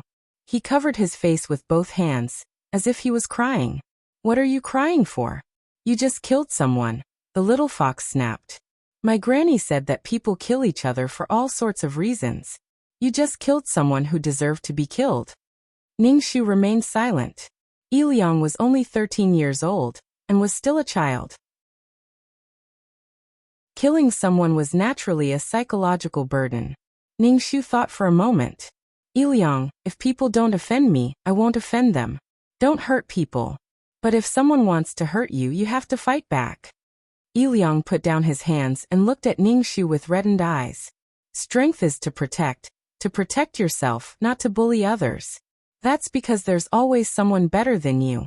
If you bully others, you'll be bullied in return, Ning Shu said gently. Ning Shu felt that her godmother halo was shining brighter and brighter. Yes, that's right. Granny said that those who humiliate others must humiliate themselves. That person didn't look like a good person. The little fox said when she saw Ning Shu staring at her with hostility. She immediately went along with Ning Shu's words. The corner of Yi Liang's mouth twitched. His face was still as pale as ever. Yi Liang, we don't take the initiative to hurt people, but we can't let others hurt us either, Ning Shu said. I know. Yi Liang took a deep breath and smiled. Let's go to the ancestral house now. Chapter 1187. The Yi family's ancestral house was huge. It was a huge house. Yi Liang had high hopes that Yi Ro would be here. Yi Liang knocked on the door. The servant saw Yi Liang and asked impatiently, Who are you looking for? I'm looking for Yi Xingjie, said Yi Liang. The servant dug his ears in disbelief. Who are you talking about? How dare you say the ancestor's name? Yi Xingjie was Yishue's great-grandfather, a foundation establishment cultivator. Scram. The servant slammed the door shut. As servants of an immortal, these servants were quite arrogant. Yi Liang was rebuffed. Ning Shu said coolly, Try peaceful means before resorting to force. Knock again. Yi Liang knocked again. The servant opened the door and saw Yi Liang. He wanted to close the door without a second thought. Yi Liang reached out to block the door. The servant's face turned red, but he couldn't close the door. How dare you barge into the ancestor's house? You must be tired of living. The servant knew he couldn't beat Yi Liang in strength and immediately used Yi Xingjia's name. Yi Liang felt a little speechless. Anyone who had anything to do with Yi Xingjie would always mention his name. When a man achieves the Tao, even his chickens and dogs will ascend to heaven. Because of his great-grandfather, who was in the foundation establishment stage, people like Yi Shui could do whatever they wanted. You'd better report that I'm looking for Yi Rou. What Yi Rou? The ancestor is in seclusion. Can you bear the consequences of disturbing the ancestor's seclusion? There's a girl about 10 years old here. Do you know her? Yi Liang asked expectantly. No. The servant was impatient. Yi Liang didn't want to waste time with the servant. He was blocked every time. Yi Liang kicked the door open and took his sister away without a word. He was up to no good. Yi Liang gathered his qi in his dantian and shouted, Yi Xingjie, get out here. Get out here. Get out here. The little fox looked up and whimpered. Who are you? How dare you make a ruckus here? The ancestral house was much safer than the small house. In a short while, it was surrounded by people glaring at Yi Liang. Some of these people were Yi Xingjie's disciples, while others were guards. Yi Liang said, I'm here for Yi Xingjie. Impudent. You don't have the right to call the great ancestor by his name. Yi Liang flatly said. Names are meant to be called. He is your ancestor, not mine. As Yi Liang spoke, his eyes searched for Yi Rou's figure. If Yi Rou was really here, why hadn't there been any news of her for so many years? She would have at least sent someone to deliver the news. However, his sister seemed to have vanished into thin air. There was no news of her at all.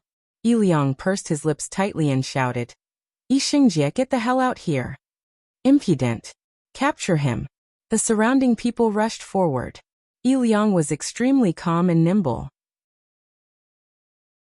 He effortlessly knocked these people down. It was a complete suppression. Since you refused to come out, I'll search the rooms one by one. Yi Liang stepped over the person lying on the ground and wanted to find Yi Xingjie one by one. Impudent thing. A thunderous voice exploded in everyone's ears, following which a robust man in his 50s came out. The moment he came out, he glanced at the people on the ground and then looked at Yi Liang. His gaze then swept past Ning Shu and fixed on Little Fox. What are you doing? Yi Xingjie stared at Yi Liang sharply and pressed a powerful pressure on Yi Liang. Yi Liang withstood the powerful pressure alone. This pressure was like a mountain pressing down on his body, causing the veins on Yi Liang's forehead to bulge. Yi Liang gritted his teeth and controlled the qi in his body. Yi Xingjie saw that Yi Liang could withstand his pressure and couldn't help but frown. He retracted his pressure and asked lightly, Don't you think it's rude to barge in like this? Yi Xingjie said this to check Yi Liang's identity. To be able to withstand his pressure, he shouldn't be weak. With Yi Xingjie's status, how could he know Yi Liang? I'm here to find my sister. My sister Yi Rou. Yi Liang stared at Yi Xingjie. Yi Xingjie was stunned at first. Then he narrowed his eyes and sized Yi Liang up. I don't know who Yi Rou is. Yi Shui said Yi Rou was here. Yi Liang hurriedly said with a panicked expression. Why should your sister be here? Yi Xingjie said lightly. He stood with his hands behind his back, looking like an expert. Yi Liang was clearly panicking. He found out about his sister's whereabouts from Yi Shui. Now Yi Xingjie said he didn't see Yi Rou. Then where did Yi Rou go? Yi Xingjie looked at Yi Liang's young face. He was still a child. He said generously, Seeing that you are young, I won't blame you for barging into the ancestral house. Yi Liang took a deep breath and calmed himself down. He asked Yi Xingjie, Is it really nothing to do with you? No. Old ancestor. A sharp and panicked voice sounded. Yi Shui's servant stumbled over. When he saw Yi Xingjie, he hurriedly said, Old ancestor, young master Yi has been killed. Who? Yi Xingjie's eyebrows rose. Who dares to touch Yi Shui? Yi Shui was his great-grandson. It would be a huge joke if his great-grandson was killed in his territory. It's the jinx. That bastard Yi Liang, he killed young master. The servant saw Yi Liang from the corner of his eye and pointed at him in horror. He killed young master. Yi Xingjie stared sharply at Yi Liang. Why did you kill Yi Shui? He kidnapped my sister, took over my house and wanted to kill me. Why can't I kill him? Liang said calmly. My sister's disappearance must have something to do with you. My sister has spirit roots. It was you who took her away. You little bastard, you killed a member of my family, and now you're accusing me of something I didn't do. Is it because I haven't been out for too long that any Tom, Dick or Harry can step on me? Xingjie was furious as he took out his weapon. His Dharma weapon was a flag. When he waved the flag, black smoke billowed out. The black smoke was mixed with shrill voices. There were children's cries, women's bitter cries and men's ferocious roars. Ningxu frowned. Was this a human soul? Absorbing a person's soul into a small flag and refining it with the flag. The black smoke and ferocious souls attacked a person's soul and consciousness. Such a vicious method of refining a Dharma weapon was a living example of a fiendish cultivator. The souls absorbed into the flag would never be reincarnated. As long as the Dharma weapon was not destroyed, they would be trapped in the flag forever. It was extremely painful. Xingjie was a fiendish cultivator, who knew how many souls were gathered in the black smoke. There were even children's souls. Chapter 1188. Why would the imperial court send a fiendish cultivator to manage a town? Perhaps no one knew that he was a fiendish cultivator. There were very few cultivators in this town. Everyone knew that Xingjie was an immortal, but not a fiendish cultivator. The rolling black smoke rushed towards Liang, accompanied by shrill cries. Liang dodged the black smoke. Within the black smoke, there were grimacing faces of men and women, as though they were suffering from immense pain. Although Liang dodged the black smoke continued to follow him. When the black smoke touched his body, it felt as though someone was biting him, chewing on his soul bit by bit. Little Black, what should we do? Liang asked Ningxu. Ningxu replied, don't worry. You can withstand it with your righteous energy. Liang. Are you stupid? Can't you just destroy his flag? Red Fox said angrily. Why are you so stupid? Xingjie's eyes lit up when he saw that the two foxes could actually speak. His blood soul banner did not have the souls of demonic beasts. If it had the souls of two demonic beasts, the banner would definitely be more powerful. Liang looked at the flag in Xingjie's hand. There were complicated patterns drawn on the flag. Liang released his chi form, and a qilin flew towards Xingjie. Xingjie saw an almost transparent animal pouncing towards him, and he hurriedly dodged.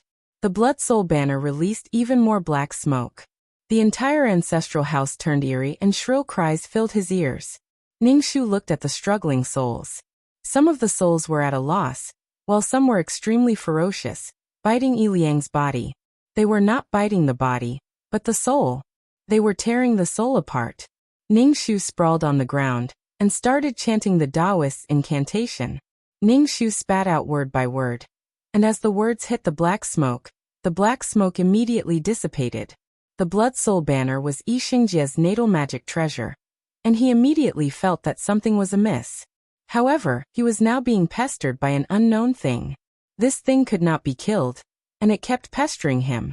Now he could clearly feel that the power of his blood soul banner was weakening. Who is it? Xingjie shouted loudly.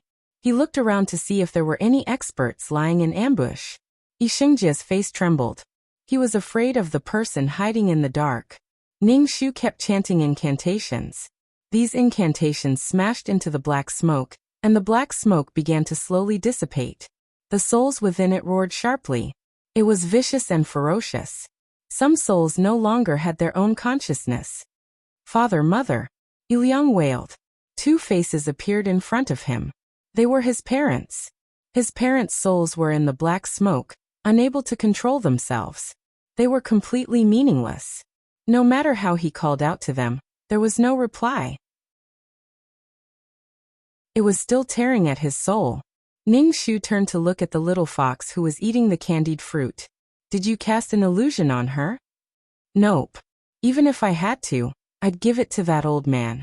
Why would I do that to Liang? The little fox rolled her eyes. Ningxu saw that Liang had sunk into great sorrow and was in a daze. He couldn't help but say, Liang, keep your mind clear. Father, mother. Liang only stared blankly at the souls biting his body. It's your turn, Ningxu said to the little fox. Liang is doing this again. When it came to his family, Liang couldn't calm down. He couldn't control his emotions. His parents and sister weighed heavily on Liang's heart. They were already his inner demons. It seemed that Liang's parents were among the souls. Could it be that the fiendish cultivator who had captured Liang's parents was Xingjie? The little fox swallowed the candied fruit and began to set up an illusion. Xingjie, who was fighting the Qilin, saw that there was a shiny golden core in the Qilin's stomach. Xingjie's heartbeat quickened. His throat tightened. Golden core, this was a golden core. Xingjie felt that he would never have the chance to become a golden core cultivator in this lifetime. But now there was a golden core in front of him. Xingjie reached out and stabbed the Qilin's stomach, grabbing the golden core. Without the support of the golden core, the Qilin dissipated. That kid was trapped by the black smoke. Feeling the cool and powerful golden core in his hand, Xingjie's breathing quickened. Without thinking, he swallowed the golden core and wanted to fuse it with the golden core. Using someone else's golden core couldn't be considered a true golden core cultivator. It was a fake golden core. However, Xingjie didn't care. The chances of him becoming a golden core cultivator in this lifetime were very small. Now that he could become a fake golden core cultivator, it was a qualitative breakthrough. There were too many cases of human cultivators stealing golden cores and nascent souls. Some people felt that it was hopeless and chose this method. Xingjie swallowed the golden core and sat cross-legged on the ground. He began to fuse with the golden core. To the onlookers, it was strange. They were still fighting. Why did he suddenly sit cross-legged on the ground? Ningxu glanced at Xingjie and sped up his incantation. The billowing black smoke was a baleful aura. It was an evil aura. Souls would be eroded by the baleful aura. No, they wouldn't even have consciousness. They would be reduced to killing machines. Some would evolve into malicious ghosts and even devour the souls in the blood soul flag. Liang was still pulling his hair in pain. The little fox said angrily, "Why are you always like this? You know it's fake. Why are you still crying like a dog? You haven't experienced this kind of pain. How would you know the pain in Liang's heart? Hurry up and get rid of Xingjie. Then you'll be free," Ningxu said. The little fox snorted. "Ha ha." Xingjie laughed heartily and stood up. "I've swallowed a golden core. From now on, I'm in charge of my own life." Ningxu thought, so stupid. What was the little fox doing? Ningxu shouted at Liang. "Liang, Xingjie is the murderer of your parents. He's right in front of you now." Liang's eyes were red as he stared at Xingjie. "You killed my parents. You mean a doctor and a disciple of the flowery sect? I killed them." Xingjie actually said it out loud. Xingjie's heart was filled with joy. He was now a golden core cultivator. Liang's mother was a disciple of a sect. She actually married an ordinary person. Why? Liang clenched his fists tightly. His whole body was trembling. Xingjie frowned. A woman who abandoned herself. She didn't dual cultivate with a cultivator. She didn't find a cultivator as her Dao partner. Instead, she found an ordinary person. What's so good about that man? He'll turn into a pile of dirt in a few decades. Ningxu.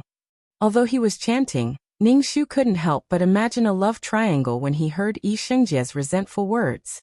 So what if he turned into a pile of dirt in a few decades? You even have a great-grandson.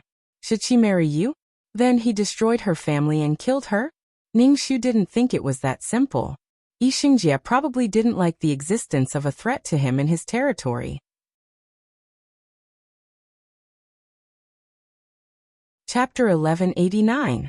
Liang did not expect his parents' death to be related to the Yi family's ancestor. Seeing Xingjie's nonchalant attitude, Liang felt his blood boil. Did he know that he had destroyed his family? His family was torn apart, and his family was almost destroyed. He had killed his parents and his sister had gone missing. How could he be so nonchalant about it? Then my sister, where did you take my sister? Liang asked with bloodshot eyes. Liang had a bad feeling. Since he hated his parents so much, his sister Iro's situation might not be good. He wondered if Iro was still alive. Your sister? Don't worry, I've taken good care of her. She's living comfortably in the Yin-Yang sect. Yixingjia's expression was strange. He looked like he was smiling but not smiling. It was so strange that it felt fake. Ningxu narrowed his eyes at Yixingjia. There was definitely something fishy about the Yin-Yang sect. It was probably not the yin and yang of the black and white fish, but the yin and yang between men and women. Don't worry, your sister's foundation is very good. The Yin-Yang sect will definitely nurture her well, and make her the perfect disciple, Yixingjia said with a smile. Liang looked confused. He had never heard of the Yin-Yang sect. It was normal for a young man from a small town to not have heard of it. Everyone here respected Yixingjia, who was only in the foundation establishment stage, like an immortal. Liang beat him up first. Ningxu shouted at Liang. The enemy was right in front of him. He had to beat him up first. Otherwise, why did he cultivate so hard? Liang came back to his senses and wiped the tears off his face. He ignored the spirit that looked like his parents and bit him. Liang roared. A qilin jumped out from his back and charged at Yixingjia majestically. Yixingjia's eyes flashed with contempt. He was using the same trick again. He was a golden core cultivator now. This kind of insignificant trick was nothing to him. Feeling the violent power in his body, Yixingjia flicked his finger. However, Yixingjia's expression froze. He realized that his attack was useless. An almost transparent qilin charged at him. What was going on? Yixingjia was extremely puzzled in his heart. He was already a golden core stage cultivator. Why couldn't he block this? There was clearly a violent and powerful energy in his body. Could it be that he had not completely fused with his Jindan? Yixingjia dodged the qilin and tried his best to mobilize the power in his body to attack the qilin. Suddenly, Yixingjia felt a massive wound on his back. The massive force caused Yixingjia's internal organs to shift. A heart-wrenching pain caused Yixingjia to cough out a mouthful of blood. Yixingjia turned around and saw a young man clenching his fist and smashing it on his back. His fist was not big, but it had such great strength that it was as if he had been hit by a moving mountain. In front of him was a qilin rushing over. Behind him was a young man. He was attacked from both front and back. Yixingjia used all of his strength and jumped out of the encirclement. He clutched his chest as blood flowed out from the corner of his mouth. How could this be? He was a golden core cultivator. How could he be defeated by a little brat? His body clearly had a powerful strength, but why did the little bastard get close to him, and even injure him? Little bastard, I'll send you to see your parents today. Yixingjia roared angrily and quickly shook the blood soul banner in his hand. Billowing black smoke covered the sky and the earth. The entire ancestral house was shrouded in an eerie and terrifying atmosphere. Ningxu frowned. There were so many souls. What a dense, baleful yin qi. Despair, resentment, hatred, and pain caused these souls to be even more painful and savage. The other people in the courtyard were shocked by this scene. They hugged their heads and wailed. Some people were tightly entangled by the black smoke. There were souls lying on their bodies, biting them and tearing their souls apart. Screams and painful roars filled the entire courtyard. Attacking living things had become the instinct of these souls. Was this kind of indiscriminate attack really good? Liang was also entangled by the black smoke. His face was pale. Most importantly, his parents were also entangled in the black smoke. Their ferocious faces and their eyes were filled with hatred and ruthlessness. This caused Liang's heart to ache. Liang, only by defeating Yixingjia can your parents be free. Otherwise, they will suffer endless pain and will not be able to reincarnate. Ningxu shouted at Liang in a low voice. The longer you delay, the more pain they will suffer. Liang clenched his fists until his knuckles turned white. He roared angrily. Ignoring the black smoke entangling his body, he pounced at Yixingjia. Ningxu quickly chanted an incantation. Every time the incantation hit the black smoke, there would be souls roaring in pain. Yixingjia saw Liang charging at him and snorted. I'll let you see the power of a golden core cultivator. Yixingjia formed an incantation, and a powerful attack struck at Liang. It fiercely collided with the qilin qi. A loud sound was heard and even the air was distorted. Liang did not stop. He clenched his fists and struck Yi Shengjia's chest with lightning speed. Time seemed to have stopped. After a while, Yi Shengjie spat out blood and flew out. Cough, cough, cough. Yi Shengjie laid on the ground and could not stop coughing out blood. His face was filled with disbelief. He was a golden core cultivator. How could he be sent flying by a brat, and in such a sorry state? Yi Liang did not allow any explanation. He punched Yi Shengjie's chest again. Pooh. Yi Shengjie spat out another mouthful of blood. The blood splattered on Yi Liang's face. Yi Liang did not care. He did not wipe the blood off his face and punched Yi Shengjie's chest again. If not for the fact that cultivators have a stronger body than ordinary people, Yi Shengjie would have been beaten to death by Yi Liang. On my golden core? Yi Shengjie suddenly realized that the golden core in his dantian was gone. In an instant, he fell from heaven to hell. He had only been a golden core cultivator for less than 2 hours. Where did his golden core go? Yi Liang looked indifferently at Yi Shengjie, who was on the verge of collapse. He stretched out his fist. A qilin roared out from his fist and pierced through Yi Shengjie's body. With a poochie sound, Yi Shengjie spat out a foot of blood, forming a blood mist. Yi Shengjie's breath was weak. He stared at Yi Liang with bulging eyes. Don't kill me. I'll tell you where your sister is. I can bring her back. Yi Shengjie's face was like gold leaf. He was like a candle in the wind. One more time and he would definitely die. Ning Shu saw this scene and remained silent. It was all up to Yi Liang to deal with this. Ning Shu asked the little fox for a spirit stone. The little fox was very unwilling. She gave Ning Shu a spirit stone of good quality. Remember to return it to me in the future. Ning Shu used the spirit stone to set up a simple yang gathering array. With this array, it could gather the surrounding yang qi to disperse the yin qi.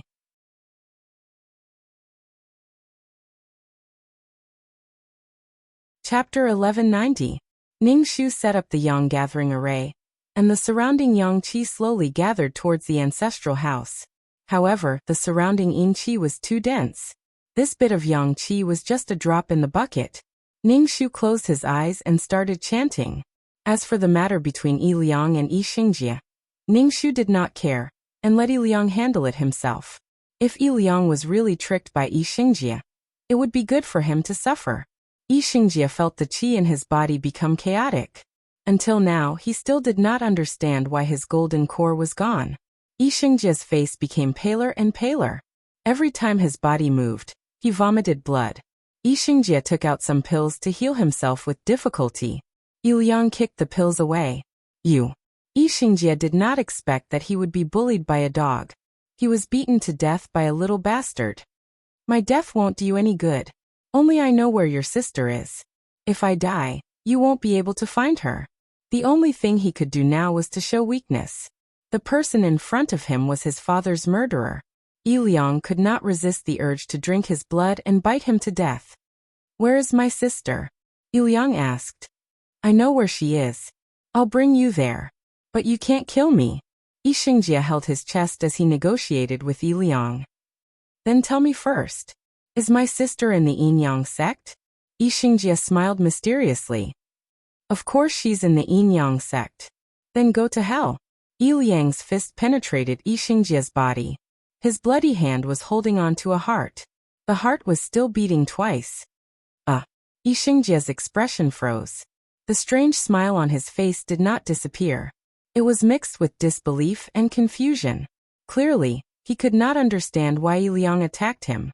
If Yi Shengjie recovered in the future, he would be in a dangerous situation. Moreover, Yi Shengjie had killed his parents. He could not let Yi Shengjie off. Ning Shu felt gratified when he saw Yi Liang kill so decisively. Indecisiveness would only bring harm. It was already a blood feud. Only the death of one party could end it. It was best to kill decisively. Yi Shengjie didn't kill Yi Liang now because he was injured. What if he recovered? The Blood Soul banner was Yi Shengjie's natal magic treasure. Now that Yi Shengjie was dead, the black smoke in the Blood Soul banner was no longer under his control, and dispersed in all directions. Under the corrosion of the baleful Yin Qi, these souls only had killing in their hearts. They would attack any living person they saw. If they went out, they would probably cause a great disaster. and it would only get stronger and stronger. The purpose of the Blood Soul flag was to control and store these souls. Ningxu hurriedly said to Yi Liang, "Quickly refine the Blood Soul banner." Hearing Ningxu's voice, Yi Liang took out the flag from Yi Shengjia's arms. "What should I do?" "Use your heart's blood," the little fox interjected. Granny said that this is how humans refine magic treasures. Yi Liang looked at Ningxu. Ningxu said, "There's no need for heart blood. Ordinary blood will do." Refining the heart blood meant that the Blood Soul banner would become his natal magic treasure. The combination of the heart's blood and the spiritual imprint would be used to refine the natal magic treasure. Ningxu did not wish for Yi Liang's natal magic treasure to be the Blood Soul banner. If he wanted the Blood Soul banner to be strong, he had to constantly gather souls and kill people. Yi Liang clearly trusted Ningxu more. When he heard Ningxu's words, he cut open his palm and dripped his blood on the Blood Soul banner. The little fox snorted when she saw this. She was very displeased. The Blood Soul banner slowly absorbed Yi Liang's blood. Yi Liang immediately felt that he had a connection with the Blood Soul banner. He found it very magical. "Quickly take back these souls," Ningxu said to Yi Liang. "Guard the soul altar and control it with your mind." When Yi Liang heard Ningxu's words, he hurriedly closed his eyes. Ningxu was speechless. Why did he close his eyes? Yi Liang had just refined the Blood Soul banner, and had not fully grasped it. There was no movement for a long time. Yi Liang opened his eyes. There were souls biting him on his shoulders and legs. Yi Liang frowned and said, "The Blood Soul banner is not listening to my control." He probably didn't wipe out his psyche imprint. When Ningxu saw the black smoke and Yi's baneful aura dissipate, he released his psyche power into the Blood Soul banner. He found a transparent soul in one spot. It was likely Yi Shengjia's psyche imprint. When the consciousness saw Ningxu, it immediately pounced over ferociously, wanting to devour Ningxu's psyche. Ningxu released a powerful psyche power, and wiped out Yi Shengjia's psyche imprint. Ningxu retracted his psyche power and said to Yi Liang, "Try again." Yi Liang closed his eyes and began controlling the Blood Soul banner. Ningxu expressed that this was not a good habit. What if the other party launched a sneak attack by closing his eyes? Soon, the Blood Soul banner began to absorb the surrounding black smoke. The souls in the black smoke roared in fear and indignation. Yi Liang listened to these voices and tried his best to find his parents. However, there were so many souls in the black smoke that he couldn't find them. About an hour later, the Blood Soul flag finally collected all the black smoke. The originally dark and gloomy ancestral house suddenly brightened up, and sunlight shone down on it. The people in the yard were lying everywhere. Some of them had ferocious expressions. Their expressions were frozen and extremely distorted, as though they had seen something extremely terrifying. Their souls had clearly been devoured by the souls in the black smoke. There were also some people who were in a daze. Their eyes were in a daze as though they had gone mad. Clearly, their souls were incomplete or they had been shaken. "Blackie, let's go quickly," Yi Liang said to Ningxu. His face was pale. Clearly, controlling the Blood Soul banner was still difficult for him. Yi Liang found some money in the ancestral house. Ningxu saw a jade slip and got Yi Liang to keep it. Cultivators used jade slips to store information. Yi Liang put away a few jade slips before leaving with Ningxu and the little fox. The man and two foxes left the ancestral house. Yi Liang ignored his exhausted body and bought some basic necessities in town. Yi Liang bought a few matches and wrapped them in oiled paper. Because he didn't have any matches in the past, he suffered a lot.